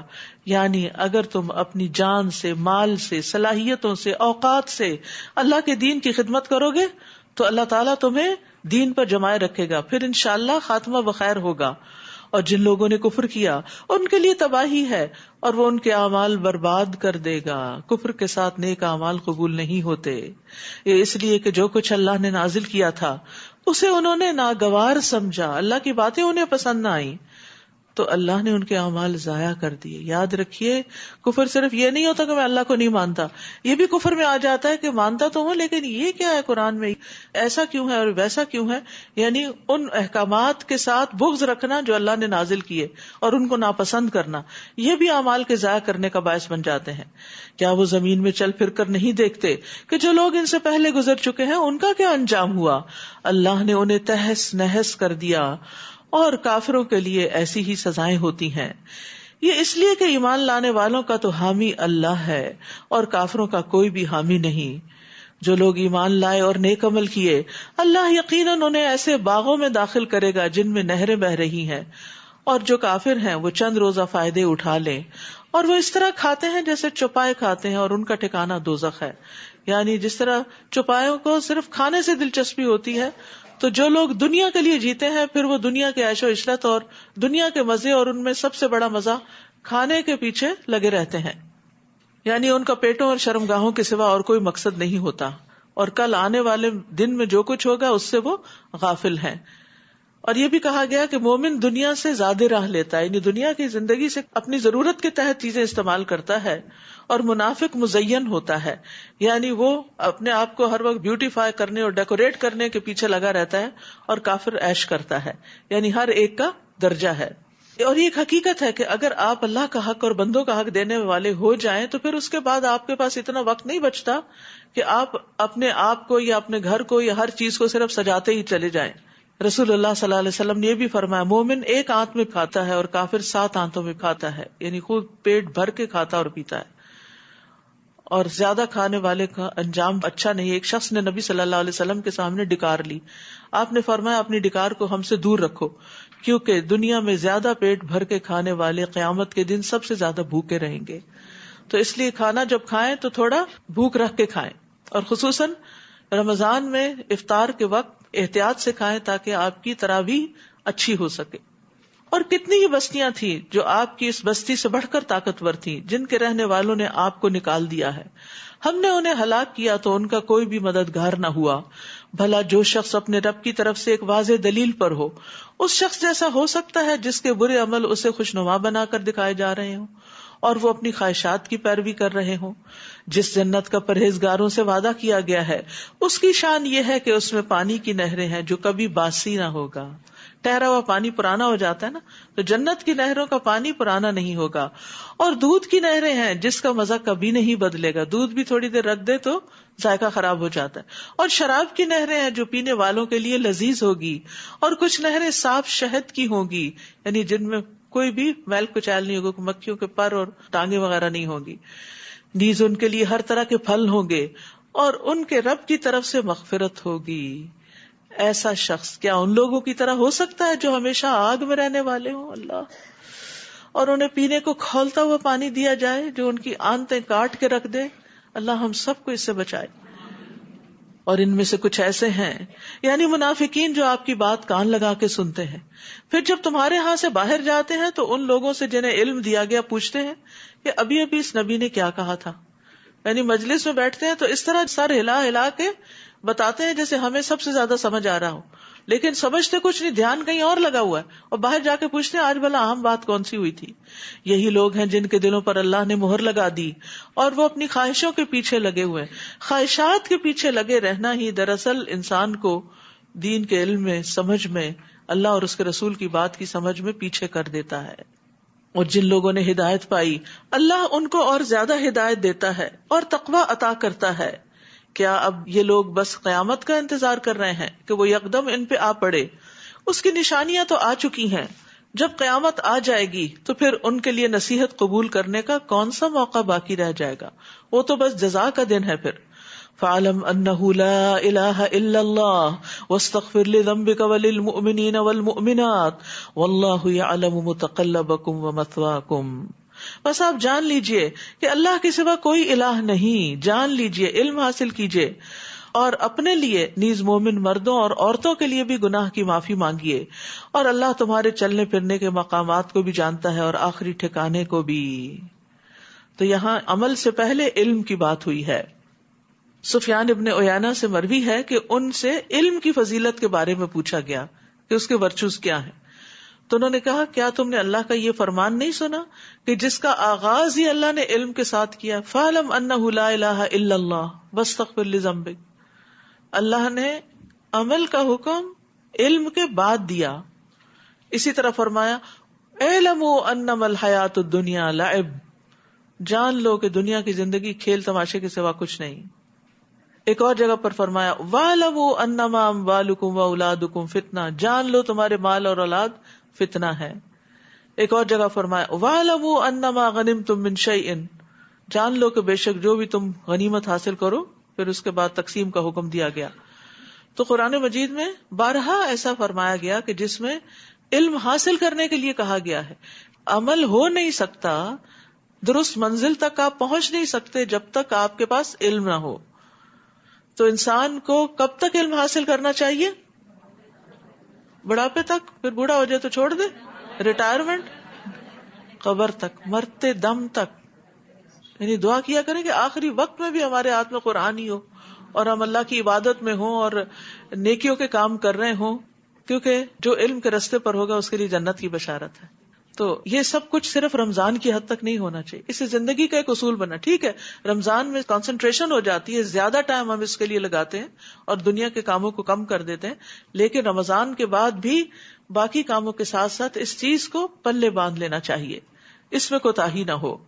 اب سمر آ رہا ہے نا، تو پھر ایک اور آزمائش ہوتی ہے. سمر ہے، روز باہر جانا، دھوپ میں جانا، پکنک، پارٹی، پارک جانا، ان چیزوں کے لیے انسان پھر اتنے اہتمام کرنے لگتا ہے کہ علم کی مجلسوں سے دور ہو جاتا ہے. اگر پارک بھی جائے تو پارک میں بھی علم کی مجلس ہو سکتی. ہر جگہ کے لیے اپنا ایک شعار بنا لے کہ جہاں بھی جانا ہے کچھ نہ کچھ اچھی بات سیکھنی اور سکھانی ہے. وَيَقُولُ الَّذِينَ آمَنُوا لَوْلَا نُزِّلَتْ سُورَةٌ. اور جو لوگ ایمان لائے ہیں وہ کہتے ہیں کہ جنگ سے متعلق کوئی سورت کیوں نہیں نازل ہوتی. پھر جب ایسی محکم سورت نازل کی گئی جس میں جنگ کا ذکر تھا تو آپ نے دیکھا کہ جن لوگوں کے دلوں میں نفاق کا مرض ہے وہ آپ کی طرف یوں دیکھتے ہیں جیسے کسی شخص پر موت کی غشی ڈالی گئی ہو. ایسے لوگوں کے لیے ہلاکت ہے. چاہیے تو یہ تھا کہ وہ نبی کی اطاعت کرتے اور بھلی بات کہتے. پھر جب جہاد کا معاملہ طے پا گیا تو اگر وہ اللہ سے کیے ہوئے عہد میں سچے رہتے تو یہ ان کے لیے بہتر تھا. پھر اے منافقو، تم لوگوں سے کیا بعید ہے کہ اگر تم حاکم ہو جاؤ تو زمین پر فساد کرنے لگو اور قطع رحمی کرنے لگو. رحم دو صورتوں میں ہوتا ہے، ایک عام اور ایک خاص. عام رحم دینی رشتہ داری ہے، دینی تعلقات ہیں جن لوگوں سے آپ دین کی وجہ سے ملتے ہیں. اس میں ایمان اور ایمان والوں کے ساتھ محبت کے لازم ہونے کی وجہ سے صلہ رحمی واجب ہوتی ہے کہ ان کی مدد کی جائے، خیر خواہی کی جائے، تکلیف نہ دی جائے، عدل کیا جائے، ان کے حقوق بجا لائے جائیں، انصاف کیا جائے ان کے درمیان، بیماروں کی عادت کی جائے، مر جائے تو غسل دیا جائے، جنازہ پڑھا جائے، دفن کیا جائے، وغیرہ وغیرہ. یہ عام رحم ہے، اور خاص رحم رشتہ داروں کے معاملے میں رحم ہے، جو ماں اور باپ دونوں کی طرف سے بنتے ہیں، یعنی ماں کے رشتہ دار بھی اور باپ کے رشتہ دار بھی. اور ان کے کچھ خاص حقوق ہوتے ہیں، جیسے کچھ خرچہ دینا، ان کی دیکھ بھال کرنا، مجبوریوں کے اوقات میں ان کا خیال رکھنا. تو جب بہت سارے حقوق اکٹھے ہو جائیں تو سب سے قریبی رشتہ دار سے آغاز کرنا چاہیے. تو قطع رحمی کے نقصانات ہیں، یعنی یہ نہیں کہ اگر ہم رشتہ داریاں توڑتے ہیں تو اس کا نقصان نہیں، صرف کرنے کا ہی فائدہ نہیں، نہ کریں تو نقصان بھی ہے. نبی صلی اللہ علیہ وسلم نے فرمایا بے شک بنی آدم کے اعمال ہر جمعرات کو پیش کیے جاتے ہیں، اور قطع رحمی کرنے والے کے اعمال قبول نہیں ہوتے، اس کی نیکیاں رکھ دی جاتی ہیں. نبی صلی اللہ علیہ وسلم نے فرمایا جس نے رشتوں سے کاٹا یا جھوٹی قسم اٹھائی وہ مرنے سے پہلے اس کا وبال دیکھے گا. استغفر اللہ. رسول اللہ صلی اللہ علیہ وسلم نے فرمایا کسی مسلمان کے لیے حلال نہیں کہ اپنے بھائی کو 3 دن سے زیادہ چھوڑے رکھے، یعنی ناراضگی کے بعد 3 دن تک خفا رہے، بس اس کے بعد جس نے 3 دن سے زائد چھوڑ دیا اور اسی حالت میں مر گیا وہ آگ میں جائے گا. تو اس لیے یہ بغض اور دشمنیاں اور ناراضگیاں لمبی نہیں چلانی چاہیے. اولئک الذین لعنہم اللہ، یہی لوگ ہیں جن پر اللہ نے لعنت کی ہے. فاصمہم واعمی ابصارہم، پھر اس نے انہیں بہرا کر دیا اور ان کی آنکھوں کو اندھا کر دیا ہے، ان کو سمجھ ہی نہیں آتی کہ وہ کیا غلط کر رہے ہیں. اسی لیے آپ دیکھیں کہ جو لوگ رشتوں کو کاٹتے ہیں نا، ان کو جب کوئی اچھی بات بتائی جائے تو وہ اپنی اتنی حجتیں پیش کرتے ہیں کہ اپنے آپ کو جسٹیفائی کر لیتے ہیں اور تعلقات اور حقوق ادا کرنا چھوڑ دیتے ہیں. افلا يتدبرون القرآن ام على قلوب اقفالها، کیا یہ لوگ قرآن میں غور نہیں کرتے یا ان لوگوں کے دلوں پر قفل چڑھے ہوئے ہیں؟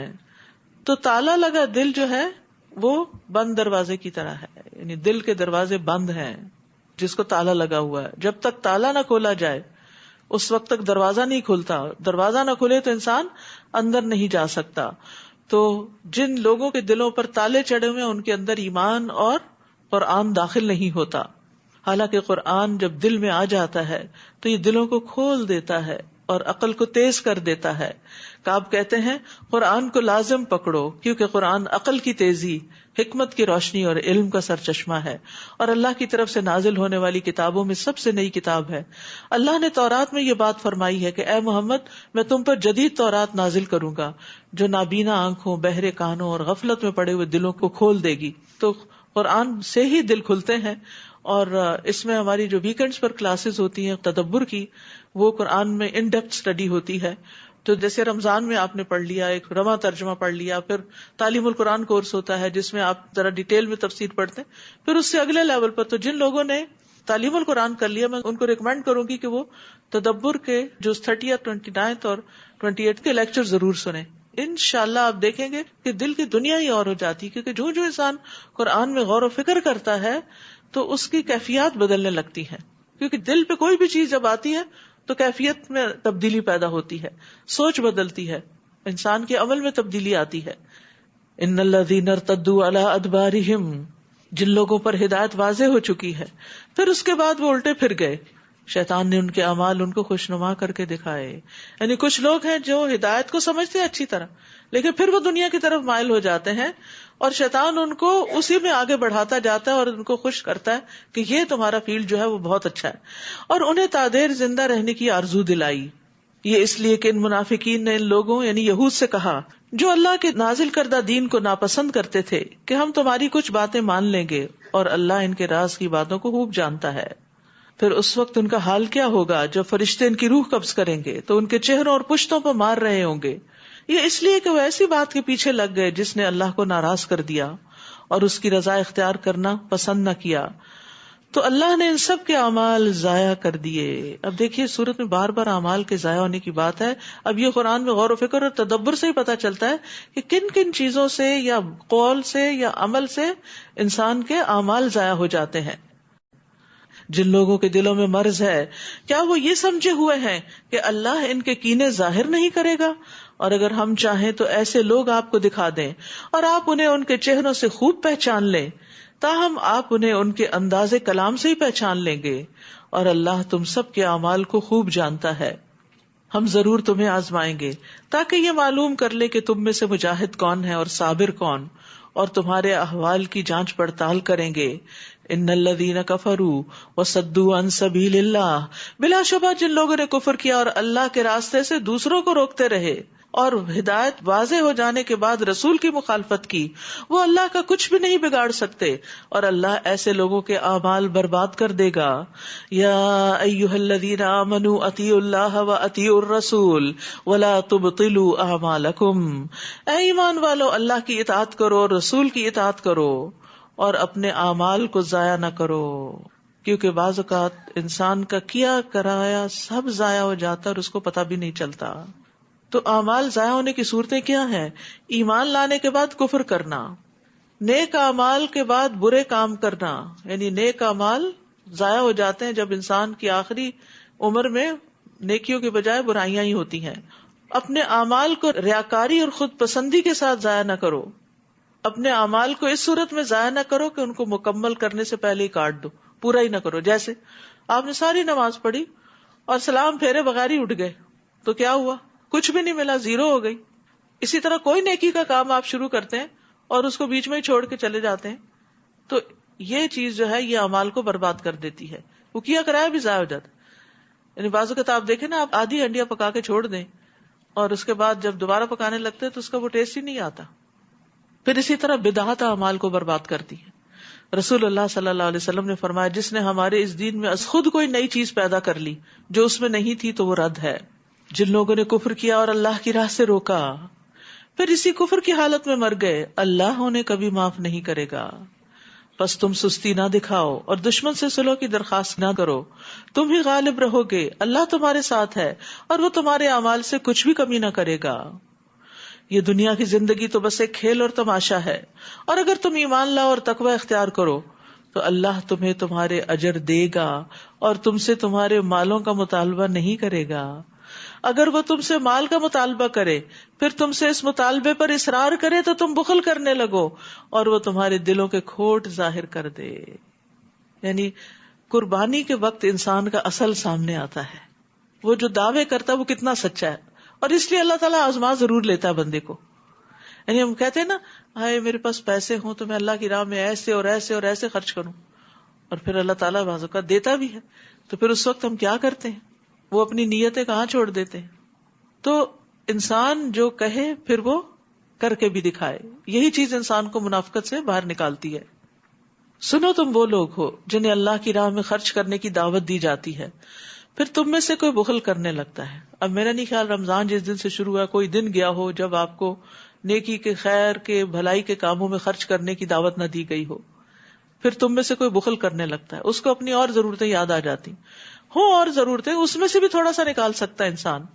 حالانکہ جو بخل کرتا ہے وہ اپنے آپ سے ہی بخل کرتا ہے، اور اللہ تو بے نیاز ہے اور تم ہی اس کے محتاج ہو، اور اگر تم نہ مانو گے تو اللہ تمہاری جگہ اور لے آئے گا جو تم جیسے نہ ہوگے۔ یعنی تم اللہ کے راستے میں مال نہیں خرچ کرتے، تم اللہ کے دین کی مدد نہیں کرتے، اس کا کام نہیں کرتے، تو اللہ تعالیٰ اور لوگوں کو پیدا کر دے گا جو تم سے آگے نکل جائیں گے، پھر ہم کہاں ہوں گے؟ اس لیے دعا کرنی چاہیے کہ اللہم استخدمنی ولا تستبدلنی، اللہ مجھ سے ہی خدمت کا کام لیتا رہے، مجھے ہی توفیق دے کہ میں تیری راہ میں خرچ کرتی رہوں، ولا تستبدلنی، اور مجھ سے کسی اور کو تبدیل نہ کیجیے۔ یعنی یہ نہ ہو کہ مجھ سے آپ نیکی کا موقع لے لیں اور کوئی اور میری جگہ لے آئیں۔ ویسے تو ہر انسان کا اپنا اپنا ایک مقام ہوتا ہے، اپنا اپنا ایک کام ہوتا ہے، مراد اس ہے کہ جو میری صلاحیتیں ہیں اس کے مطابق تو مجھ سے کام لیتا رہے، کیونکہ جب انسان تھک کے اللہ کے کام چھوڑ دیتا ہے یا پھر بخل کرنے لگتا ہے کہ نہیں بس دل تنگ ہونے لگتا ہے، بخل کیا ہوتا ہے؟ دلوں کی تنگی، جب دل تنگ ہونے لگتا ہے نہیں بس اب بہت ہو گئی، تو پھر یہ ہے کہ وہ پھر اجر سے بھی تو رک جاتا ہے۔ جتنی دیر ہم کرتے رہتے ہیں اتنی دیر اجر بھی ملتا رہتا ہے، اور جب ہم چھوڑتے ہیں تو ادھر سے وہ بھی دروازہ بند ہو جاتا ہے۔ تو آپ یوں ہی امیجن کیا کریں جیسے وہ ریور آف خیر کے پروجیکٹس ہے نا، تو ریور کیا ہے؟ بہتا رہتا ہے، یعنی چلتا رہتا ہے، یعنی نیکی کے کام میں رکتا نہیں، کیونکہ جب ریور سوکھ جاتا ہے تو پھر نہ اس سے فصلیں اگتی ہیں، نہ ہی انسان اور جانور پانی پیتے ہیں۔ تو اسی لیے اگر آپ جیسے پلج فارمز ہیں اگر ان میں سے لے لیں اور منتھلی یا ویکلی یا اینولی کچھ نہ کچھ خیر کے کاموں میں یعنی حصہ ڈال دیں تو اس سے یہ فائدہ ہوتا ہے کہ انسان بعض اوقات خود کرنے لگتا تو بھول بھی جاتا ہے، لیکن اگر کوئی سسٹم سیٹ کر لیتا ہے تو اس میں انسان خود نہیں بھولتا۔ اور یہ یاد رکھیے، پکی بات ہے، قسم کھا کے بتائی گئی کہ صدقہ کرنے سے مال کم نہیں ہوتا۔ جو خرچ کرتا ہے اللہ تعالیٰ پیچھے اور لے آتا ہے. تو ہو سکتا ہے کہ اگر آپ اس طرح کی کوئی کمٹمنٹ کریں تو اس سے فائدہ آپ کو یہ ہو کہ آپ کی نیت کی وجہ سے جو آئندہ بھی آپ کرنے والے ہیں، آپ کی جو کئی مصیبتیں اور بلائیں جو ہیں وہ رک جائیں. کیونکہ ہماری دعائیں اور صدقے اور نیک اعمال اوپر چڑھتے ہیں، اور جب بلائیں اترتی ہیں تو وہ ان کو پیچھے دھکیلتے ہیں کہ تم نہیں اتر سکتے. تو اللہ تعالیٰ سے ہمیں دعا کرنی چاہیے کہ ہمارے لیے بھی ایسے چشمے جاری کر دے کہ جو کبھی نہ سوکھیں، جیسے حضرت عثمان بن مظعون کے لیے چشمہ جاری کر دیا گیا. اور بخل جو ہے وہ انسان کی بدترین صفت ہے. نبی صلی اللہ علیہ وسلم نے فرمایا آدمی میں سب سے بدترین چیز بے صبرے پن کے ساتھ بخل اور حد سے زیادہ بزدل ہونا. اللہ ان سب چیزوں سے ہم کو بچا. یعنی بے صبرا پن کہ چھوٹی سی تکلیف برداشت نہ ہو. بخل یعنی کہ نیکی کے کام کے لیے چاہے وقت ہو، مال ہو اور صلاحیتیں ہوں، دینے سے کترائے.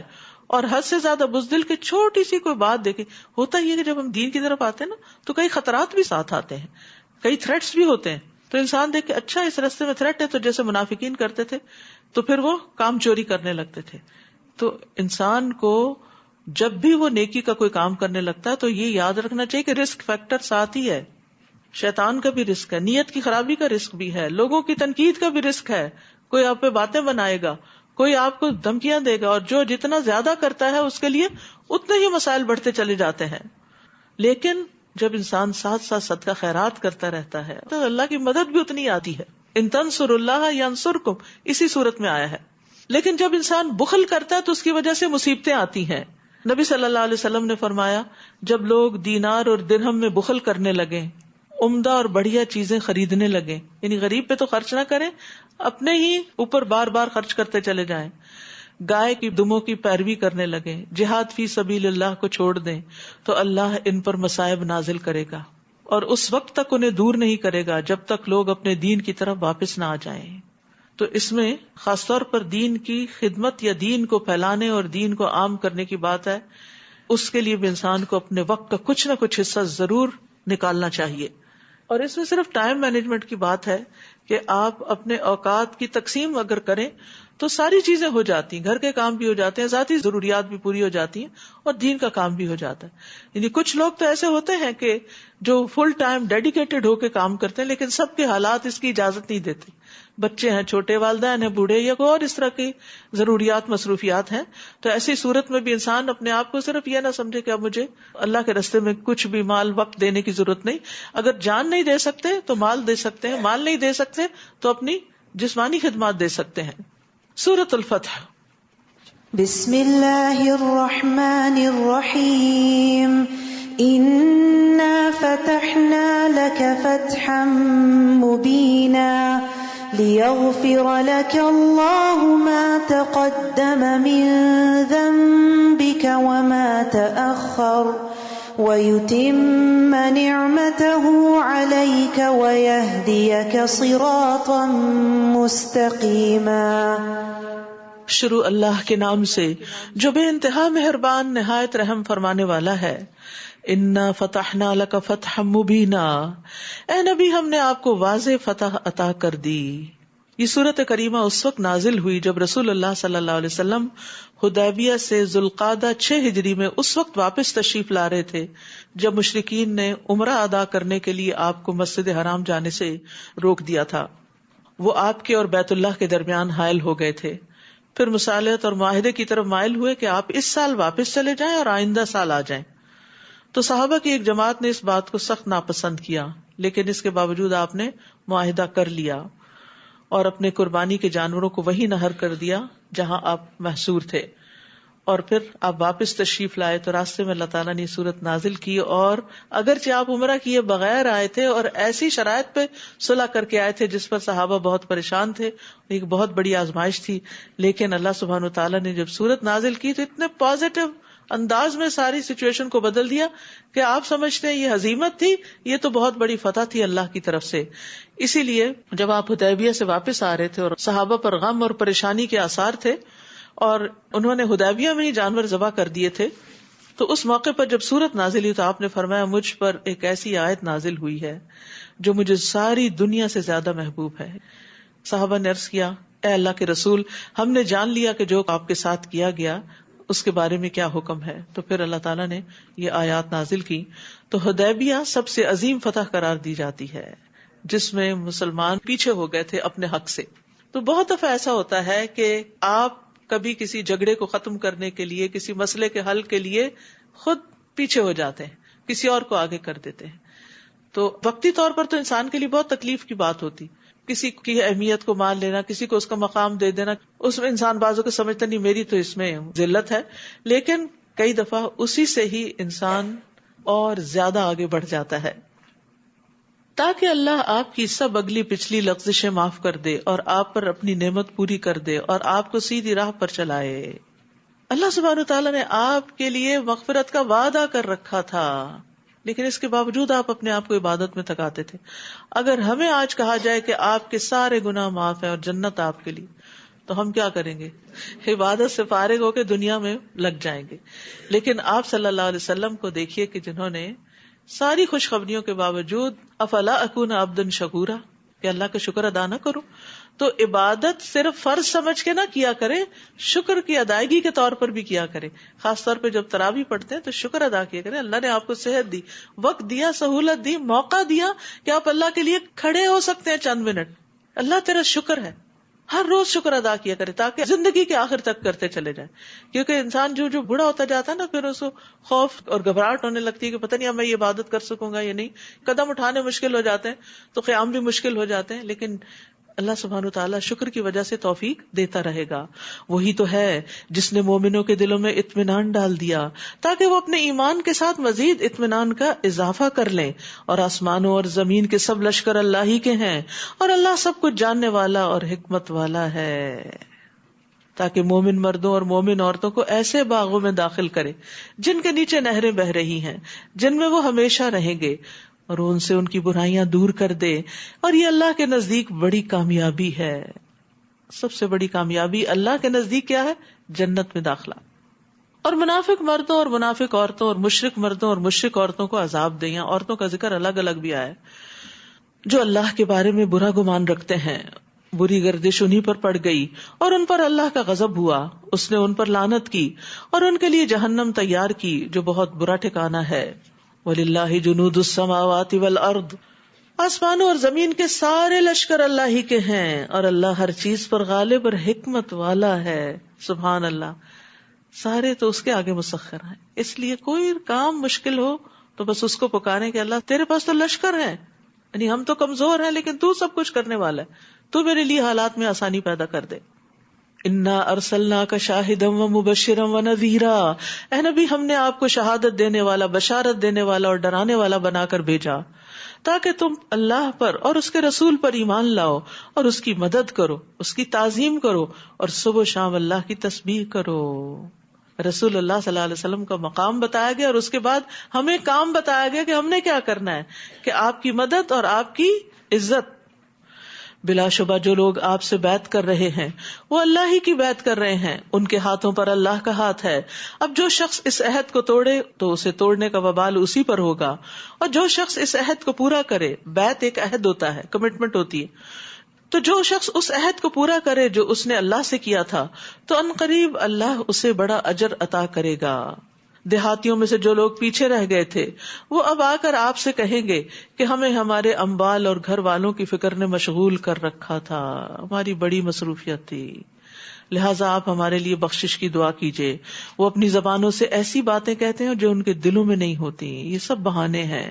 آپ ان سے کہیے کون ہے جو تمہارے حق میں اللہ کے سامنے کچھ بھی اختیار رکھتا ہو، اگر وہ نقصان پہنچانا چاہے یا نفع بخشنا چاہے، بلکہ جو تم کہہ رہے ہو اور کر رہے ہو اللہ اس سے پوری طرح باخبر ہے. بلکہ تم تو یہ سمجھے بیٹھے تھے کہ رسول اور مومن کبھی اپنے گھروں کو واپس نہ آ سکیں گے، اور یہ خیال تمہارے دلوں کو بہت اچھا لگا اور تم بہت برا گمان سوچ رہے تھے، اور تم ہو ہی ہلاک ہو جانے والے لوگ. اور جو اللہ اور اس کے رسول پر ایمان نہ لائے تو ایسے کافروں کے لیے ہم نے بھڑکتی آگ تیار کر رکھی ہے. آسمانوں اور زمین کی بادشاہی اللہ ہی کی ہے، جسے چاہے معاف کر دے اور جسے چاہے سزا دے، اور وہ معاف کرنے والا اور رحم کرنے والا ہے. جب تم غنیمتیں حاصل کرنے کے لیے جانے لگو گے تو جو لوگ پیچھے رہ گئے تھے فوراً کہیں گے کہ ہمیں بھی ساتھ چلنے دو، یہ لوگ چاہتے ہیں کہ اللہ کے حکم کو بدل دیں. آپ ان سے کہیے تم ہرگز ہمارے ساتھ نہ جاؤ گے کیونکہ اللہ پہلے ہی ایسی بات فرما چکا ہے. پھر وہ کہیں گے یہ بات نہیں بلکہ تم ہم سے حسد کرتے ہو، الٹا بلیم کریں گے. یہ بات بھی نہیں مگر یہ لوگ حقیقت کو کم ہی سمجھتے ہیں. اشارہ ہے غزوہ خیبر کی طرف جانے کا کہ اب یہ تمہارے ساتھ نہیں جائیں گے. آپ پیچھے رہ جانے والے بدبیوں سے کہیے ان قریب تمہیں ایک سخت جنگجو قوم سے مقابلے کے لیے بلایا جائے گا، تمہیں ان سے لڑنا ہوگا یا وہ مطیع ہو جائیں گے. اس وقت اگر تم حکم مانو گے تو اللہ تمہیں اچھا اجر عطا کرے گا، اور اگر تم نے منہ پھیر لیا جیسے پہلے پھیر لیا تھا تو اللہ تمہیں دردناک سزا دے گا. کوئی اندھا یا لنگڑا یا بیمار اگرچہ جہاد میں شامل نہ ہو تو اس پر کوئی تنگی نہیں، اور جو اللہ اور اس کے رسول کا حکم مان لے اللہ اسے ایسے باغوں میں داخل کرے گا جن کے نیچے نہریں بہ رہی ہوں گی، اور جو منہ موڑے تو اللہ اسے دردناک عذاب دے گا. لقد رضی اللہ عن المؤمنین، بے شک اللہ مومنوں سے خوش ہو گیا جبکہ وہ درخت کے نیچے آپ سے بیعت کر رہے تھے. ان کے دلوں کا حال اسے معلوم ہو گیا، لہٰذا اس نے ان پر اطمینان نازل فرمایا اور انہیں جلد ہی فتح دے دی اور بہت سے اموال غنیمت بھی جو وہ حاصل کریں گے. اور اللہ بڑا غالب ہے، حکمت والا ہے. اس نے تم سے اور بھی بہت سی غنیمتوں کا وعدہ کر رکھا ہے جنہیں تم حاصل کرو گے. یہ فتح خیبر تو تمہیں جلد ہی دے دی اور لوگوں کے ہاتھ تم سے روک دیے تاکہ یہ ایمان لانے والوں کے لیے ایک نشانی بن جائے اور وہ تمہیں سیدھی راہ کی طرف چلائے. اور ایک اور فتح بھی دے گا جس پر تم ابھی قادر نہیں ہوئے، اور اللہ اس کا احاطہ کیے ہوئے ہے، اور اللہ ہر چیز پر قادر ہے. اگر کافر لوگ تم سے جنگ کرتے تو یقیناً پیٹ پھیر جاتے، پھر وہ کوئی حامی اور مددگار بھی نہ پاتے. یہی اللہ کی سنت ہے جو پہلے لوگوں میں جاری رہی ہے. آپ اللہ کی سنت میں کوئی تبدیلی نہ پائیں گے. وہی تو ہے جس نے وادی مکہ میں تم سے ان کے ہاتھ روک دیے اور ان سے تمہارے، جبکہ اس سے پہلے اللہ تمہیں ان پر غالب کر چکا تھا، اور جو کچھ تم کر رہے تھے اللہ سب کچھ دیکھ رہا تھا. یہ وہی لوگ ہیں جنہوں نے کفر کیا اور تمہیں مسجد حرام سے روکا اور قربانی کے جانوروں کو ان کی قربان گاہ تک پہنچنے سے روکا.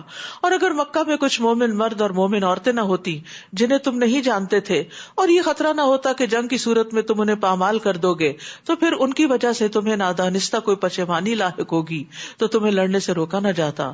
اور روکا اس لیے گیا تاکہ اللہ جسے چاہے اپنی رحمت میں داخل کرے. اگر مومن ان سے الگ ہو گئے ہوتے تو ان اہل مکہ میں سے جو کافر تھے انہیں ہم دردناک سزا دیتے. جب کفار مکہ نے صلح حدیبیہ کے موقع پر اپنے دلوں میں زمانے جاہلیت کی عصبیت کی ٹھان لی تو اللہ نے اپنے رسول پر اور اپنے مومنوں پر اطمینان نازل فرمایا اور انہیں تقویٰ کی بات کا پابند رکھا. وہی اس کے زیادہ حقدار اور اس کے اہل تھے، اور اللہ ہر چیز کو خوب جاننے والا ہے.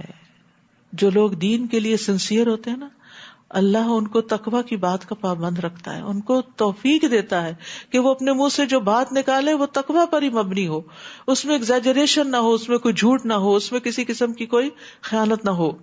لقد صدق اللہ رسولہ الرؤیا بالحق، بلا شبہ اللہ نے اپنے رسول کو سچا خواب دکھایا تھا جو ایک حقیقت تھا کہ تم انشاءاللہ مسجد حرام میں امن کے ساتھ داخل ہوگے. اس عمرے سے پہلے آپ کو خواب میں دکھایا گیا تھا کہ آپ مکہ گئے ہیں، لیکن حدیبیہ سے واپس آنا پڑا تو لوگوں کے دل میں وسوسے آنے لگے کہ آپ کا خواب تو وہی ہوتا ہے، تو یہ کیا ہوا؟ تو اس پر انہیں تسلی دی گئی کہ یہ خواب پورا ہوگا، اور اس وقت تم سر منڈواؤ گے، بال کتراؤ گے اور تمہیں کوئی خوف نہ ہوگا.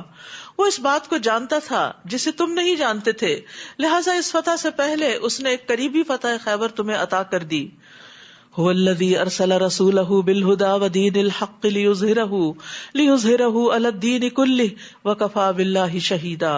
وہی تو ہے جس نے ہدایت اور دین حق دے کر اپنا رسول بھیجا تاکہ اسے باقی ادیان پر غالب کر دے، اور اس حقیقت پر اللہ کی گواہی کافی ہے. محمد الرسول اللہ والذین معه اشداء علی الکفار رحماء بینہم تراہم رکعا سجدا یبتغون فضلا من اللہ ورضوانا سیماہم فی وجوہہم من اثر السجود ذلک مثلہم فی التوراۃ. محمد صلی اللہ علیہ وسلم اللہ کے رسول ہیں. جو لوگ آپ کے ساتھ ہیں وہ کافروں پر تو سخت مگر آپس میں رحم دل ہیں، یعنی صحابہ. تم جب دیکھو گے انہیں رکوع اور سجود کرتے ہوئے اور اللہ کے فضل اور اس کی رضامندی کی تلاش کرتے ہوئے دیکھو گے، یعنی جب انہیں دیکھو گے عبادت میں ہی مصروف نظر آئیں گے. کثرت سجدہ کی وجہ سے ان کی پیشانیوں پر امتیازی نشان موجود ہیں. اس کا یہ مطلب نہیں کہ وہ جو سیاہ گٹا پڑ جاتا ہے وہ نشان ہے، یعنی جو شخص سجدوں کی کثرت کرتا ہے اس کے چہرے پر ایک خاص قسم کی روشنی ہوتی ہے اللہ کے آگے جھک جھک کر. یعنی ایک خاص سکینت اور ایک خاص قسم کا اطمینان نظر آتا ہے. کثرت سجدہ کی وجہ سے ان کی پیشانیوں پر امتیازی نشان موجود ہیں. ان کی یہی صفت تورات میں بیان ہوئی ہے اور یہی انجیل میں ہے. جیسے ایک کھیتی ہو جس نے اپنی کونپل نکالی، پھر اسے مضبوط کیا، پھر وہ موٹی ہوئی، پھر اپنے تنے پہ کھڑی ہو گئی. اس وقت وہ کسانوں کو خوش کرتی ہے تاکہ کافروں کو ان کی وجہ سے غصہ دلائے. اس گروہ کے لوگ جو ایمان لائے اور نیک عمل کیے، اللہ نے ان سے مغفرت اور بڑے اجر کا وعدہ فرمایا ہے. سورۃ الحجرات. بسم اللہ الرحمن الرحیم.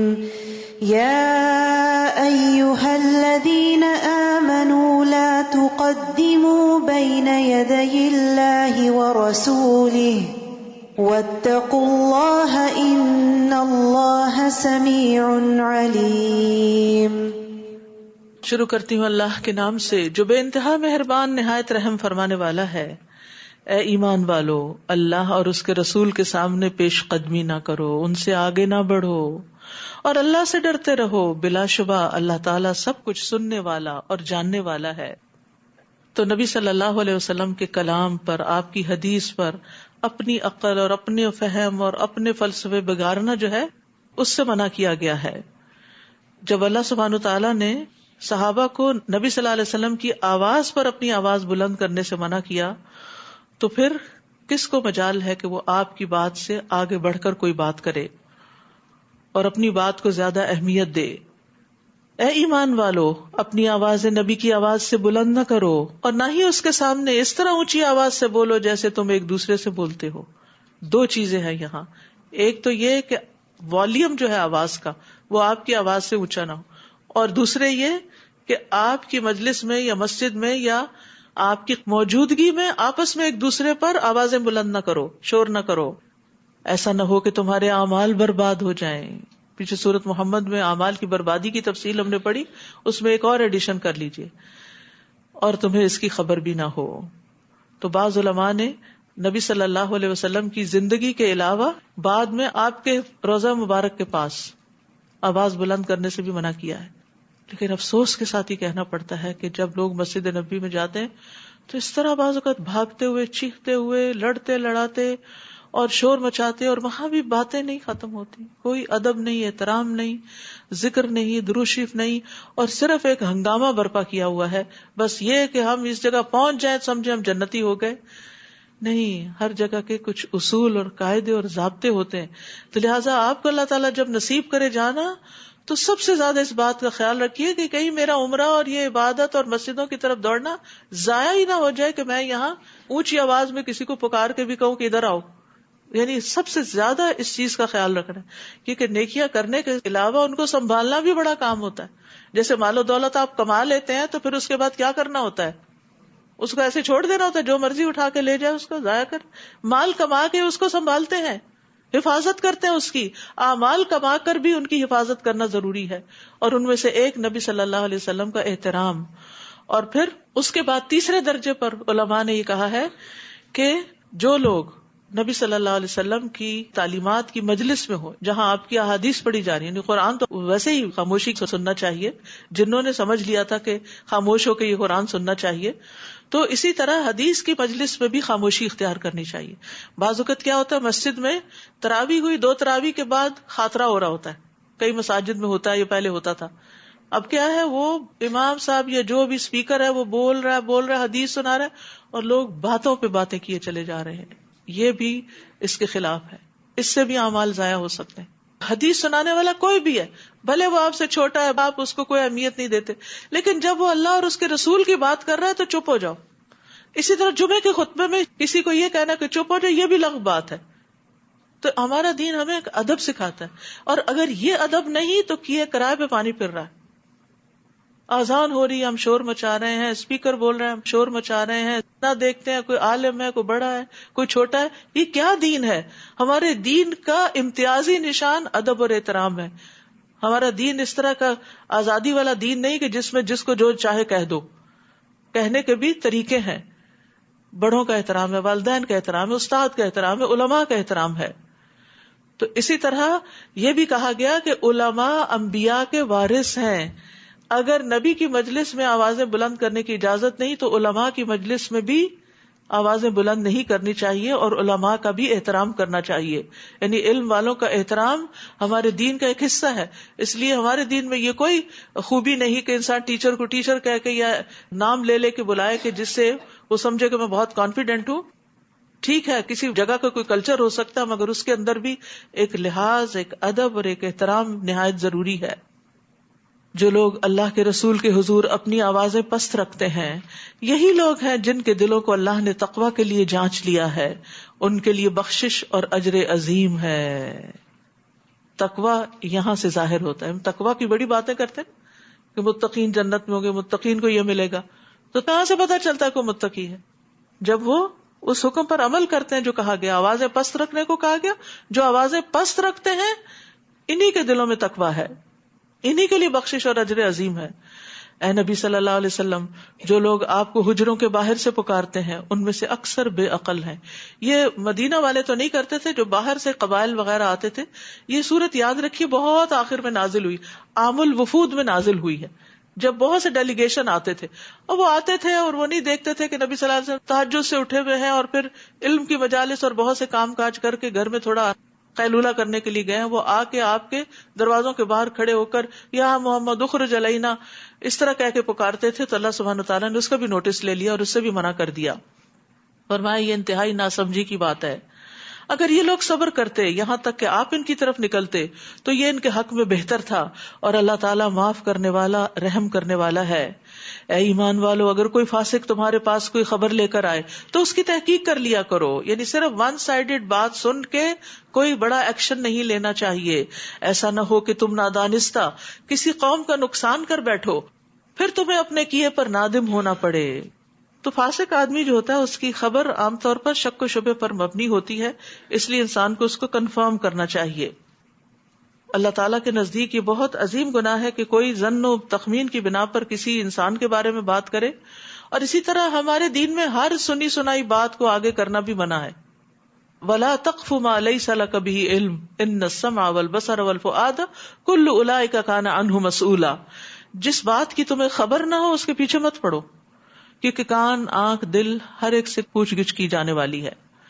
رسول اللہ صلی اللہ علیہ وسلم نے یہ بھی فرمایا کسی شخص کے جھوٹا ہونے کے لیے یہی کافی ہے کہ وہ ہر سنی سنائی بات کو آگے بیان کر دے. تو جھوٹ بولنا، جھوٹی خبریں پھیلانا یہ بہت بڑا جرم ہے. رسول اللہ صلی اللہ علیہ وسلم نے فرمایا میں نے آج رات خواب دیکھا، 2 آدمی میرے پاس آئے، انہوں نے میرے ہاتھ تھام لیے اور وہ مجھے ارض مقدس کی طرف لے گئے. وہاں میں دیکھتا ہوں کہ ایک آدمی بیٹھا اور دوسرا کھڑا ہے جس کے ہاتھ میں لوہے کا آنکڑا ہے، جسے وہ بیٹھے ہوئے آدمی کے جبڑے میں داخل کرتا ہے، جو اس کو چیرتا ہوا اس کی گدی تک اس کے گالوں کو لے جاتا ہے. پھر دوسرے جبڑے کے ساتھ بھی یہی کرتا ہے، پھر اتنے میں پہلا ٹھیک ہو جاتا ہے، پھر اس کو، پھر دوسرے کو. میں نے پوچھا یہ کیا ہے؟ انہوں نے کہا یہ وہ شخص ہے جسے آپ نے دیکھا کہ جس کا جبڑا چیرا جا رہا تھا. یہ بڑا جھوٹا آدمی تھا، جھوٹی باتیں کرتا تھا جو اس سے نقل ہو کر تمام دنیا تک پہنچ جاتی تھی. اب آپ سوچئے کہ آج کل میڈیا کے ذریعے ایک ایک جھوٹ جو کسی کی ذات کے بارے میں یا کسی خبر کے بارے میں پھیلا دیا جاتا ہے، اس کا انجام کتنا برا ہے. اس لیے قیامت کے دن تک اس کے ساتھ یہی معاملہ ہوتا رہے گا. قیامت کے دن تک کون سا عذاب ہے جو بیچ میں دیا جا رہا ہے؟ یہ برزخ کا عذاب ہے یا قبر کا عذاب ہے. اور خوب جان لو کہ تم میں اللہ کے رسول موجود ہیں. اگر اکثر معاملات میں وہ تمہاری باتیں مان لیا کریں، یعنی ہر سنی سنائی پہ کام شروع کر دیں، تو تم مصیبت میں پڑ جاؤ. لیکن اللہ نے تمہیں ایمان کی محبت دی اور اس محبت کو تمہارے دلوں میں سجایا اور کفر، اناد اور نافرمانی سے نفرت پیدا کر دی. ایسے ہی لوگ ہدایت یافتہ ہیں کہ جب دل میں ایمان ہوتا ہے نا تو پھر اللہ کے بارے میں، رسول کے بارے میں بدگمانی نہیں آتی. یہی ایمان کی نشانی ہوتی ہے. جس سے محبت ہوتی ہے، جس پر ٹرسٹ ہوتا ہے، پھر اس کی بات بھی سمجھ میں آنے لگتی ہے. اور پھر حق کے راستے پر استقامت اختیار کرنی چاہیے. اسی سے انسان کو رشد عطا ہوتی ہے. اور ایمان سے مزین ہونے کی دعا کرنی چاہیے. اللہم زیننا بزینت الایمان وجعلنا ہداۃ مہتدین. اے اللہ ہمیں ایمان کی زینت سے مزین کر دے، یعنی ہمیں ایمان کے ساتھ خوبصورت بنا دے، بیوٹیفائی کر دے، اور ہمیں ہدایت یافتہ بنا دے. اور یہ اللہ کا فضل اور اس کا احسان ہے، اور اللہ سب کچھ جاننے والا، حکمت والا ہے. اور اگر مومنوں کے دو گروہ آپس میں لڑ پڑے تو ان کے درمیان صلح کرا دو. پھر اگر ان میں سے کوئی ایک فریق دوسرے پر زیادتی کرے تو زیادتی کرنے والے سے لڑو یہاں تک کہ وہ اللہ کے حکم کی طرف لوٹ آئے. پھر اگر وہ لوٹ آئے تو ان کے درمیان انصاف سے صلح کرا دو اور انصاف کیا کرو کیونکہ اللہ انصاف کرنے والوں کو پسند کرتا ہے. یہاں صلح کروانے کی بات کی گئی ہے. صلح کروانا اللہ تعالیٰ کی پسند کا صدقہ ہے جو کوئی کرے. رسول اللہ صلی اللہ علیہ وسلم نے فرمایا کیا میں تمہیں ایسے صدقے کے بارے میں نہ بتاؤں جس کے مصرف کو اللہ تعالیٰ بہت پسند کرتے ہیں؟ تم لوگوں کے درمیان صلح کروا دیا کرو.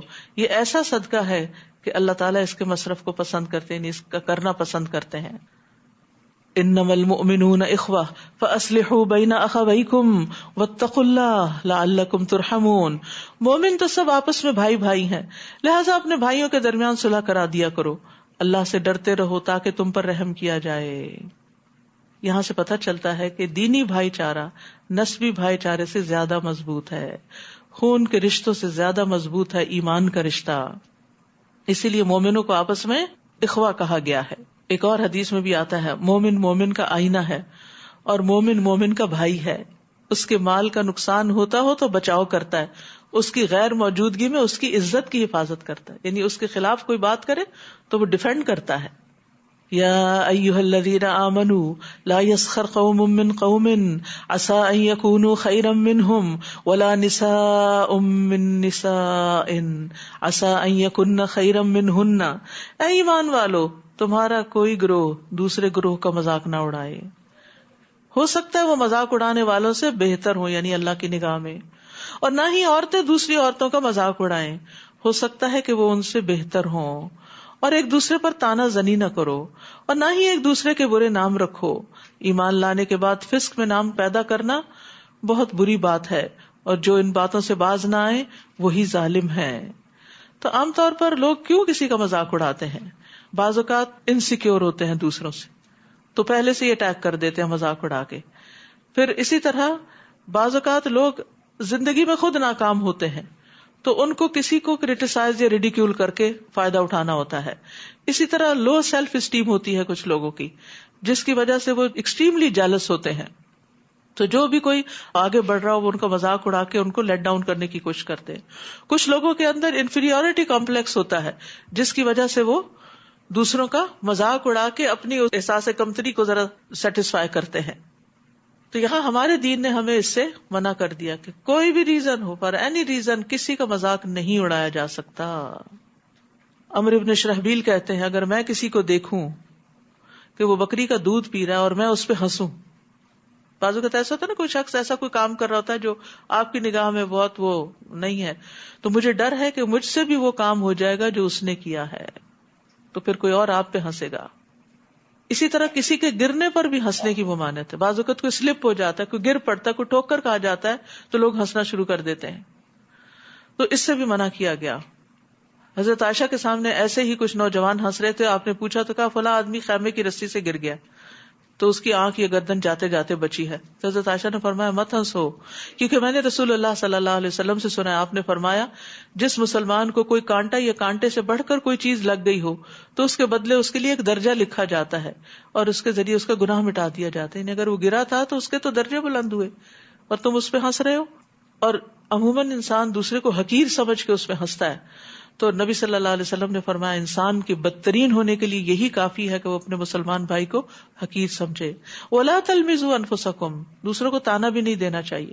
مومن بھائی کو تانا دینا دراصل خود کو تانا دینا ہے, کیونکہ سب مومن ایک جسم کی مانند ہے. نبی صلی اللہ علیہ وسلم نے فرمایا مومن تانا دینے والا نہیں ہوتا, کسی کو بدلے کے طور پر بھی تانا نہیں دینا چاہیے, کیونکہ بعض اوقات کوئی آپ کو تانا دیتا نا تو آپ کہتے تم ہوگے, تم ایسے, اور تمہارے نعوذ باللہ ماں باپ اور فلاں فلاں ایسا, پھر اور ظلم میں آگے بڑھ جاتے ہیں. پھر اسی طرح دوسروں کے عیب تلاش نہیں کرنے چاہیے. نبی صلی اللہ علیہ وسلم نے فرمایا تم ایک دوسرے سے قطع تعلق ہی نہ کرو, نہ ایک دوسرے سے روگردانی کرو, اور نہ کسی کے عیب تلاش کرو, اور نہ ہی تم میں سے کوئی کسی کی بیع پر بیع کرے, اور اللہ کے بندو بھائی بھائی بن جاؤ. نبی صلی اللہ علیہ وسلم نے فرمایا سب سے بڑا سود یہ ہے کہ آدمی ناحق کسی مسلمان کی عزت سے کھیلے. پھر فرمایا اے ایمان والو بہت گمان کرنے سے پرہیز کرو, کیونکہ بعض گمان گناہ ہوتے ہیں. کسی کی عیب جوئی نہ کرو, اور نہ ہی تم میں سے کوئی کسی دوسرے کی غیبت کرے. کیا تم میں سے کوئی یہ پسند کرتا ہے کہ اپنے مردہ بھائی کا گوشت کھائے؟ تم تو خود اس کو ناپسند کرتے ہو. اور اللہ سے ڈرتے رہو، اللہ ہر وقت توبہ قبول کرنے والا اور رحم کرنے والا ہے. تو دوسرے کے بارے میں برے گمان سے بچنا چاہیے. بعض اوقات کوئی ہمیں نصیحت کرتا ہے نا تو ہم اس کے بارے میں برا گمان شروع کرتے تھے، یہ اس وجہ سے مجھے کہہ رہا ہوگا. تو یہ بھی بدگمانی ہے، آپ کو کیا پتا کہ کیوں کہہ رہا ہے. فرمایا بدگمانی سے بچو کیونکہ بدگمانی سب سے زیادہ جھوٹی بات ہے. عبداللہ کہتے ہیں جس کی چوری ہو جائے وہ بدگمانی کی وجہ سے چور سے زیادہ گناہگار ہو جاتا ہے. اس نے کی ہوگی، اس نے کی ہوگی، ہر ایک کو مورد الزام ٹھہرا رہا ہوتا ہے.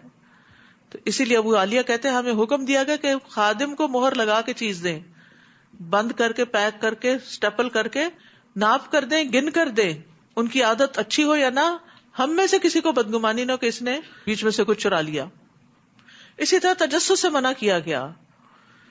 نبی صلی اللہ علیہ وسلم نے فرمایا جو شخص دوسروں کی بات سننے کے لیے کان لگائے جو اس کو پسند نہیں یا اس سے بھاگتے ہیں کہ وہ ان کے سامنے بات نہیں کرنا چاہتے، تو ایسے شخص کے کانوں میں قیامت کے دن پگھلا ہوا سیسا ڈالا جائے گا. پھر اسی طرح کوئی کسی کی غیبت نہ کرے. غیبت کیا ہے؟ کسی کی پیٹھ پیچھے اس کی برائی کرنا. اور غیبت کرنا کیا ہے؟ کہ ایسی بات کرنا جس کو وہ ناپسند کرے، چاہے اس کے دین میں ہو، اس کے جسم میں ہو یا دنیا میں ہو، اس کے نفس میں، اس کی بناوٹ میں، اس کے اخلاق میں، اس کے مال میں، اس کی اولاد میں، اس کے والدین، اس کی بیوی، اس کے خادم میں، یا اس کے کپڑوں میں، یا اس کی مسکراہٹ میں، یا اس کے کسی گناہ میں، اس کے غصے میں یا خوشی میں. ان سب چیزوں کے بارے میں نیگیٹو بات کرنا کسی کے عدم موجودگی میں، یہ سب غیبت میں شمار ہو جاتا ہے. اب مثلا بعض اوقات ہم کہتے ہیں فلاں کے غصے سے تو اللہ کی پناہ، یہ بھی غیبت ہے. یعنی آپ اس کو ایک طرح سے پورٹرے کر رہے ہیں کہ بہت ہی برا انسان ہے. ہو سکتا ہے کہ کسی وقت اچھا بھی کرتا ہو، آپ کو کیا پتا اس کا کیا مقام ہے. پھر اسی طرح غیبت وہی ہے جو عیب کسی کے اندر ہے اسی کا ذکر کرنا، جو عیب ہے نہیں وہ تو پھر بہتان ہو گیا. بے جا تبصرے کرنا. رسول اللہ صلی اللہ علیہ وسلم کے پاس ایک آدمی کا ذکر کیا گیا، جب تک اسے کھلایا نہ جائے کھاتا نہیں، جب تک سوار نہ کرو سوار نہیں ہوتا. نبی صلی اللہ علیہ وسلم فرمایا تم لوگوں نے اس کی غیبت کی. صحابہ نے کہا اللہ کے رسول یہ باتیں تو وہی ہیں جو اس کے اندر ہیں. آپ نے فرمایا یہی تو غیبت ہے کہ تم اپنے بھائی کے اس عیب کا ذکر کرو جو اس کے اندر موجود ہے. اسی طرح کسی کی نقل اتارنا. ایک مرتبہ حضرت عائشہ نے نبی صلی اللہ علیہ وسلم کے سامنے کسی عورت کی نقل اتاری تو آپ صلی اللہ علیہ وسلم نے فرمایا کہ تم نے اس کی غیبت کی ہے، یعنی کسی کی آواز کی یا کسی سٹائل کی. پھر اسی طرح غیبت زبان سے بول کے بھی ہوتی ہے، لکھ کے بھی ہوتی ہے، آنکھ کے اشارے سے، ہاتھ کے اشارے سے، ایموٹیکونز سے بھی ہوتی ہے. ٹھیک ہے، یعنی آپ کسی کے جسم کے بارے میں تبصرہ کریں کہ وہ ایسا چندی آنکھوں والا ہے، فلاں تو نمازوں میں بڑی سستی کرتا ہے، فلاں ادب آداب سے خالی ہے، فلاں فاسق ہے، فلاں بد اخلاق ہے، فلاں میلے کچیلے کپڑے پہنتا ہے. تو اسی طرح غیبت نہ کرنی چاہیے نہ ہی سننی چاہیے. ابو قلابہ کہتے جب سے مجھے غیبت کا گناہ پتا چلا ہے میں نے کبھی کسی کی غیبت نہیں کی. میمون کسی کی غیبت کرنے نہیں دیتے تھے، کوئی ان کے پاس کرتا تو اٹھ کے چلے جاتے تھے. عمر بن خطاب کہتے ہیں لوگوں کے بارے میں باتیں کرنے سے بچو کیونکہ یہ ایک بیماری ہے. اللہ کا ذکر کرو کیونکہ اس میں شفا ہے.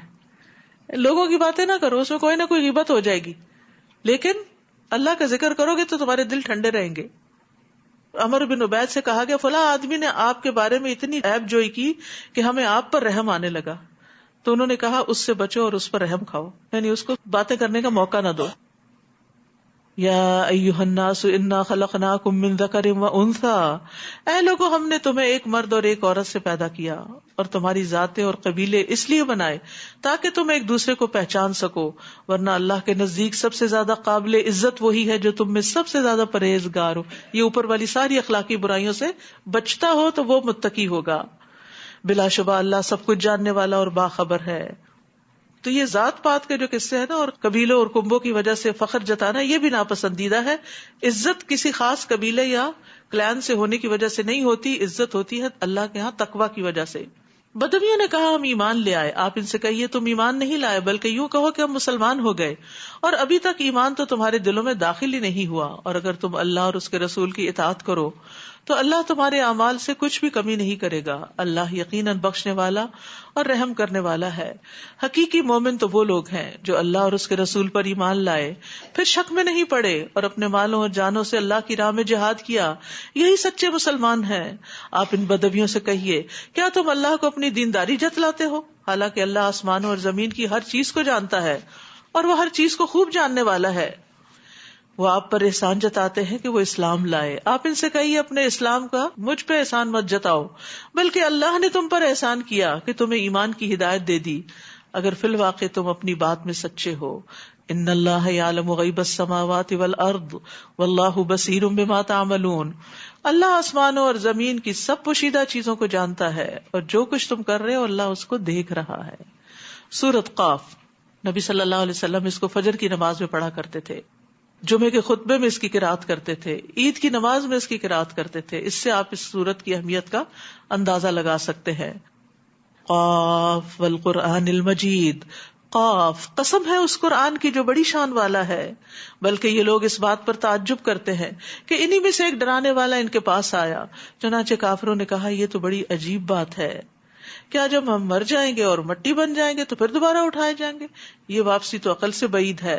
ہم جانتے ہیں کہ زمین ان کے مردہ اجسام میں کیا کچھ کمی کرتی ہے، اور ہمارے پاس ایک کتاب ہے جس میں سب کچھ محفوظ ہے. بلکہ جب حق ان کے پاس آیا تو انہوں نے اسے جھٹلا دیا. چنانچہ یہ لوگ ایک الجھی ہوئی بات میں پڑ گئے. یعنی جب انسان حق کو چھوڑ دیتا ہے تو کنفیوژن کا شکار ہوتا ہے اور اس کا دین اس پہ خلط ملط ہو جاتا ہے، اس کے معاملات کنفیوز ہو جاتے ہیں. اس لیے ایمان بڑا ضروری، اعتماد بڑا ضروری ہے کہ اللہ اور اس کے رسول نے جو فرمایا سچ فرمایا ہے. اب مجھے اس کو سمجھنے کی کوشش کرنا، نہ کہ ان کے اوپر کوئی الزام دھرنا ہے. کیا انہوں نے اپنے اوپر آسمان کی طرف نہیں دیکھا کہ ہم نے کس طرح سے اسے بنایا اور آراستہ کیا اور اس میں کوئی شگاف بھی نہیں، اور زمین کو ہم نے پھیلا دیا اور اس میں مضبوط پہاڑ رکھ دیے اور اس میں ہر طرح کی پربہار چیزیں اگائیں. ان چیزوں میں ہر رجوع کرنے والے بندے کے لیے بصیرت اور سبق حاصل کرنے کا سامان ہے. اور ہم نے آسمان سے برکت والا پانی نازل کیا جس سے ہم نے باغ اگائے اور اناج بھی جو کاٹا جاتا ہے.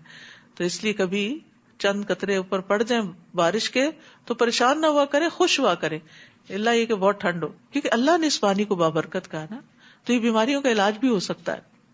اور کھجور کے بلند و بالا درخت بھی جن پہ تہ بتہ خوشے لگتے ہیں، یہ بندوں کے لیے رزق ہے. اور اس پانی سے ہم ایک مردہ زمین زندہ کر دیتے، تو جن کے دل مردہ ہو چکے ہوں وہ اس سے دلوں کی زندگی کا سامان کریں. تمہارا زمین سے دوبارہ نکلنا بھی اسی طرح ہوگا. ان لوگوں سے پہلے قوم نوح، کنویں والے اور سمود نے جھٹلایا، اور عاد اور فرعون اور قوم لوط نے بھی، اور درختوں کے جھنڈ والوں اور تبا کی قوم نے بھی، ہر ایک نے رسولوں کو جھٹلایا، تو ان پر میرا وعدہ عذاب پورا ہو کر رہا. افعینا بالخلق الاول بل ہم فی لبس من خلق جدید. کیا ہم پہلی بار پیدا کرنے سے تھک گئے ہیں؟ بلکہ اصل بات یہ ہے کہ یہ لوگ اثر نو پیدائش کے متعلق شک میں پڑے ہوئے ہیں. وَلَقَدْ خَلَقْنَا الْإِنسَانَ وَنَعْلَمُ مَا تُوَسْوِسُ بِهِ نَفْسُهُ وَنَحْنُ أَقْرَبُ إِلَيْهِ مِنْ حَبْلِ الْوَرِيدِ. ہم نے انسان کو پیدا کیا اور جو کچھ اس کے دل میں وسوسہ گزرتا ہے ہم تو اسے بھی جانتے ہیں. اللہ اکبر. دلوں میں جو خیال آتا ہے سب اللہ کو پتہ چل جاتا ہے، اور اس کے گلے کی رگ سے بھی زیادہ اس کے قریب ہے، شہ رگ سے بھی زیادہ قریب ہے. یعنی کوئی ہمیں اس طرح نہیں جانتا جس طرح اللہ جانتا ہے. اس لیے باتیں کر کر کے لوگوں کو اپنے بارے میں تسلی دلانے سے کوئی فائدہ نہیں. اللہ کے سامنے سچا ہونے کی ضرورت ہے. اللہ تعالیٰ ظاہر اور باطن میں ہماری نگرانی کر رہا ہے، اسی لیے ہمیں ظاہر اور باطن دونوں میں اللہ کا تقوی اختیار کرنا چاہیے، اور فرشتوں کی نگرانی کو بھی ملحوظ خاطر رکھنا چاہیے. جب دو فرشتے ضبط تحریر میں لانے والے اس کے دائیں اور بائیں بیٹھے سب کچھ ریکارڈ کرتے جاتے ہیں. ما یلفظ من قول الا لدیہ رقیب عتید. وہ کوئی بات منہ سے نہیں نکالتا مگر اس کے پاس ایک تیار نگران موجود ہوتا ہے. ہر بات لکھی جاتی ہے، ہر بات لکھی جاتی ہے. وجاءت سکرۃ الموت بالحق ذلک ما کنت منہ تحید. اور یہ حقیقت کھولنے کے لیے موت کی بے ہوشی آ پہنچی. یہی وہ بات ہے جسے تو اے انسان گریز کرتا رہا. انسان موت کے بارے میں سوچنا نہیں چاہتا، اور موت سے کوئی بچنے والا نہیں. ہم جتنا مرضی اس سے بھاگ لیں. قل ان الموت الذی تفرون منہ فانہ ملاقیکم. جس موت سے تم بھاگتے ہو وہ یقیناً تم سے ملنے والی ہے. لیکن یاد رکھیے موت کی اپنی تکلیفیں بھی ہیں، اس لیے خاص دعا کرنی چاہیے کہ اللہ تعالیٰ ہمیں ان سے محفوظ رکھے. وَنُفِخَ فِي الصُّورِ ذَلِكَ يَوْمُ الْوَعِيدِ، پھر جب سور پھونکا جائے گا تو اس سے کہا جائے گا یہی عذاب کے وعدے کا دن ہے. اس دن ہر شخص اس حال میں آئے گا کہ اس کے ساتھ ایک ہانکنے والا اور ایک گواہی دینے والا فرشتہ ہوگا. بلا شبہ تو اس دن سے غافل رہا، سو آج ہم نے تیری آنکھوں سے پردہ اٹھا دیا ہے اور آج تیری نگاہ خوب تیز ہے. اور اس کا ساتھی فرشتہ کہے گا یہ اس کا نامہ اعمال میرے پاس تیار موجود ہے. سائق اور شہید دونوں فرشتوں کو حکم ہوگا کہ ہر سرکش کافر کو جہنم میں پھینک دو جو مال میں بخل کرنے والا، حد سے بڑھنے والا اور شک میں پڑا ہوا تھا، جس نے اللہ کے علاوہ کوئی اور الہ بھی بنا رکھا تھا، لہٰذا اسے سخت عذاب میں پھینک دو. اب آپ دیکھیے، شرک اور شک کے علاوہ حد سے بڑھنا اور مال میں بخل کرنا، یہ سب چیزیں جہنم میں لے جانے والی ہیں. اللہ ہمیں ان سے بچائے. اور اس کا ساتھی عرض کرے گا ہمارے رب، میں نے اسے سرکش نہیں بنایا تھا بلکہ یہ خود دور تک گمراہی میں پڑا ہوا تھا. اللہ تعالیٰ فرمائے گا میرے ہاں جھگڑا مت کرو، میں تمہیں پہلے ہی اس وعید کی خبر دے چکا تھا. میرے ہاں بات بدلی نہیں جا سکتی اور میں اپنے بندوں کے لیے ظالم بھی نہیں. یوم نقول لجہنم هل امتلأت وتقول هل من مزید، اس دن ہم جہنم سے پوچھیں گے کیا تو بھر گئی؟ وہ کہے گی کیا کچھ اور بھی ہے. استغفر اللہ، استغفر اللہ. یعنی اس کثرت سے لوگوں کو اس میں پھینکا جائے گا. اللہ ہمیں اس سے بچا لے. اور جنت کو پرہیزگاروں کے قریب کر دیا جائے گا، وہ کچھ دور نہ ہوگی. کہا جائے گا یہ ہے جس کا تم سے وعدہ کیا جاتا تھا، ہر رجوع کرنے والے اور حفاظت کرنے والے کے لیے ہے. اواب حفیظ. اواب کہتے ہیں اس شخص کو جو نافرمانیاں چھوڑ کے اللہ کی طرف رجوع کر لے، جو گناہ میں پڑ جاتا ہے لیکن پھر وہ واپس آ جاتا ہے. رجع کا مطلب ہوتا ہے لوٹ آنا. اور اواب ابن عباس کہتے ہیں وہ ہے جو تسبیح پڑھتا ہے. یہ اللہ کے اس قول سے لیا گیا ہے یا جبال اوبی معہ والطیر، اے پہاڑوں اس کے ساتھ تسبیح کو دہراؤ اور پرندے بھی. اسی طرح کہا گیا کہ اواب وہ ہے جو تنہائیوں میں اللہ تعالیٰ کا ذکر کرنے والا، اکیلے میں اللہ کو یاد کرے اور پھر اپنے گناہوں کو یاد کر کے اللہ سے توبہ استغفار کرے. عبید کہتے ہیں اواب وہ بندہ ہے جو جب کسی مجلس میں بیٹھتا ہے تو اس میں اللہ سے استغفار کرتا رہتا ہے. اسی طرح اواب وہ ہے جو مجلس سے اٹھتے ہوئے کہتا ہے سبحان اللہ و بحمدہ اللہم انی استغفرک مما اصبت فی مجلسی ھذا، یا وہ خاتمہ مجلس کی دعا ہے جو پاک ہے اللہ اپنی حمد کے ساتھ ہے اللہ میں تجھ سے اپنے ان گناہوں کی معافی مانگتا ہوں جو میں نے اپنی اس مجلس میں کیے. اور اواب سے اوابین کی نماز بھی ہے. رسول اللہ صلی اللہ علیہ وسلم نے فرمایا اواب کے سوا کوئی چاشت کی نماز کی حفاظت نہیں کرتا، اور یہ اوابین کی نماز ہے. یعنی 4 رکعت سورج نکلنے کے 15 منٹ بعد سے لے کر سورج ڈلنے کے 15 منٹ پہلے تک اگر آپ نماز پڑھتے ہیں، اول میں پڑھے تو اشراق کہلاتی ہے، دھوپ نکلنے پر تیز ہونے میں پڑھے تو چاشت کہلاتی ہے. صلاۃ الضحیٰ بھی اس کو کہتے ہیں. تو جو اوابین ہوتے ہیں وہ اس نماز صلاۃ الاوابین کی ہی حفاظت کرتے ہیں. من خشی الرحمن بالغیب وجاء بقلب منیب، جو رحمان سے بن دیکھے ڈرتا رہا اور رجوع کرنے والا دل لے کر حاضر ہوا، ان سے کہا جائے گا ادخلوها بسلام ذالک یوم الخلود، اس میں سلامتی کے ساتھ داخل ہو جاؤ، یہی ہمیشہ رہنے کا دن ہے، ہمیشہ کا گھر ہے، ہمیشہ کی زندگی ہے. لہم ما یشاءون فیہا ولدینا مزید، وہاں جو کچھ وہ چاہیں گے انہیں ملے گا اور ہمارے پاس اس سے بھی زیادہ ان کے لیے موجود ہے، وہ اللہ کا دیدار. اور ہم ان سے پہلے کتنی ہی قومیں ہلاک کر چکے ہیں جو ان سے زیادہ طاقتور تھی. جب عذاب آیا تو انہوں نے ملک کا کونا کونا چھان مارا کہ انہیں کہیں پناہ کی جگہ مل سکے، لیکن کہیں نہ ملی. اس میں ہر اس شخص کے لیے عبرت ہے جو دل رکھتا ہو یا حاضر دل کے ساتھ متوجہ ہو کر بات سنے. کیا بات کہ جب اللہ کا عذاب آتا ہے تو کوئی بچا نہیں سکتا، کہیں انسان پناہ نہیں لے سکتا.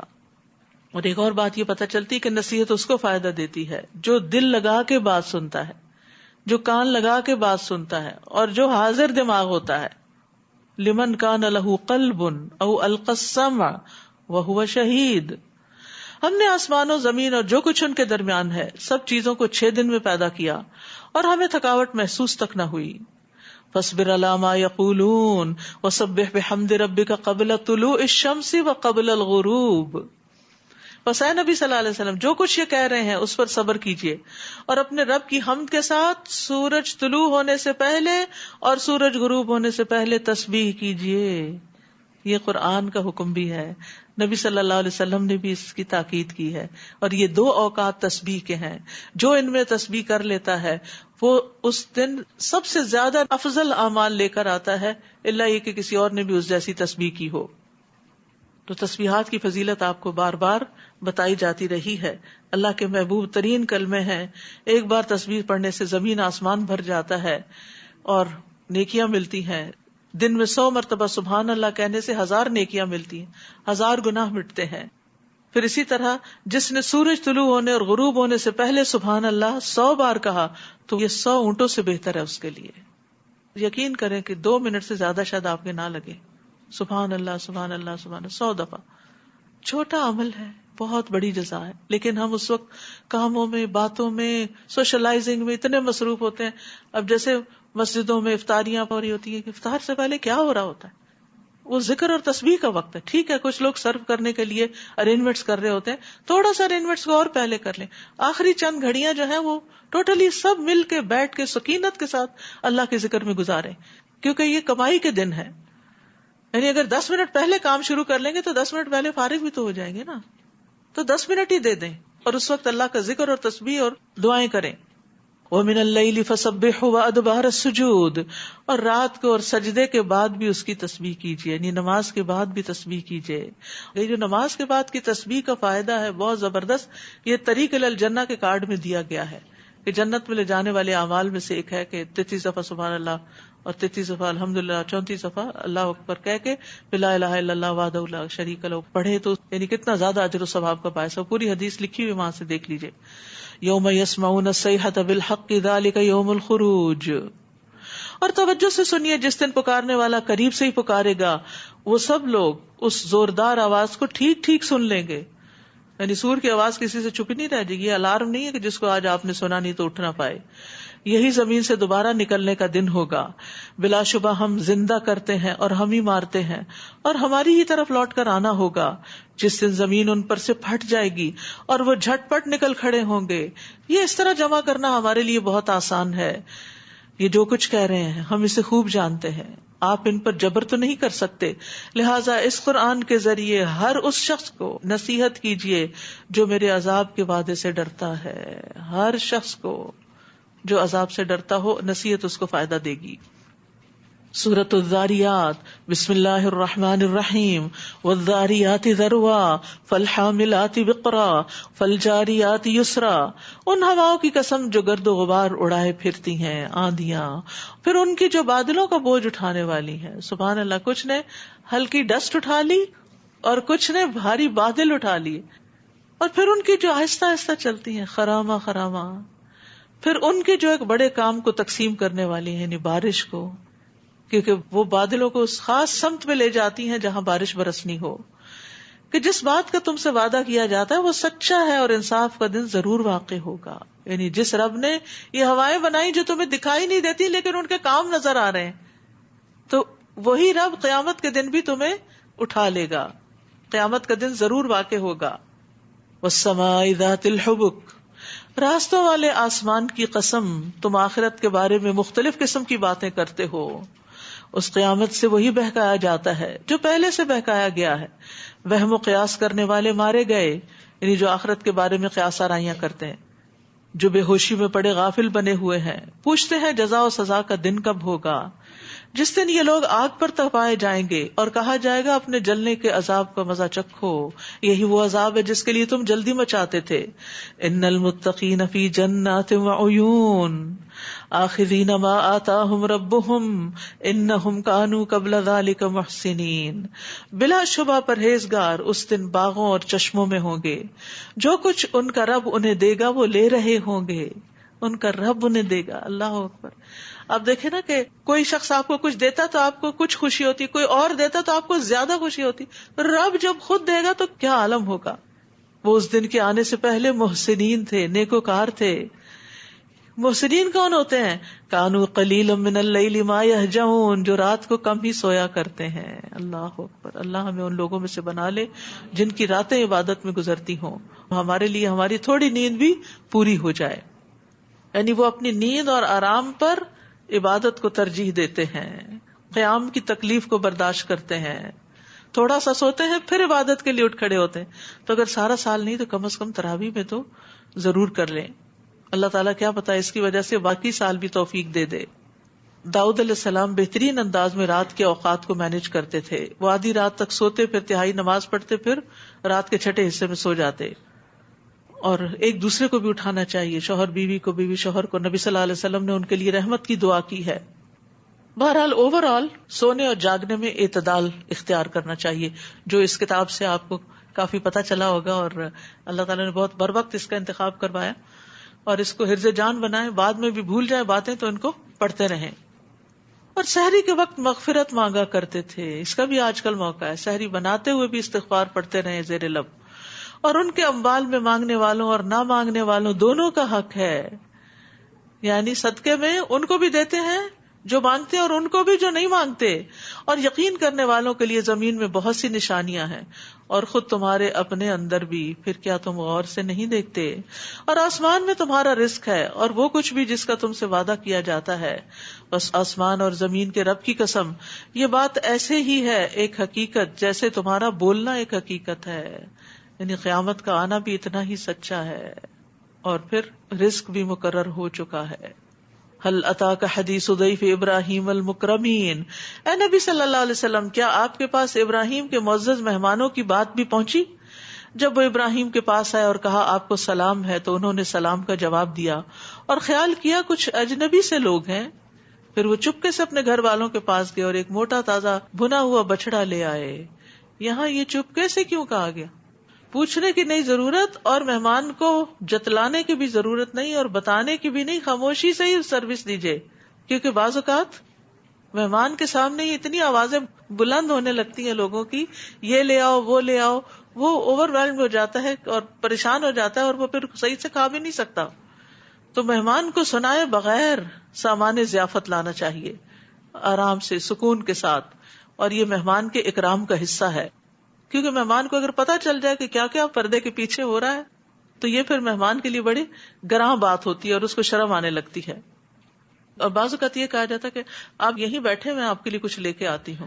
تو ابراہیم علیہ السلام نے یہ بھی نہیں کہا. ٹھیک ہے، یعنی کوئی بھی ایسی بات نہ کی جائے جس میں مہمان کو شرمندگی محسوس ہو. بس سمپل سا فارمولا ہے.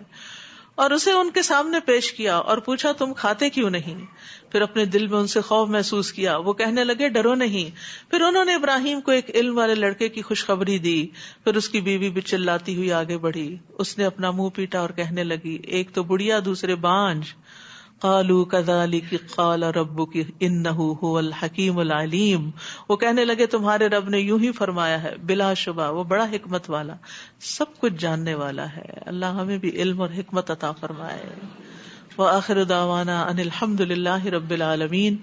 سبحانک اللہم وبحمدک اشہد ان لا الہ الا انت استغفرک واتوب الیک. السلام علیکم ورحمۃ اللہ وبرکاتہ.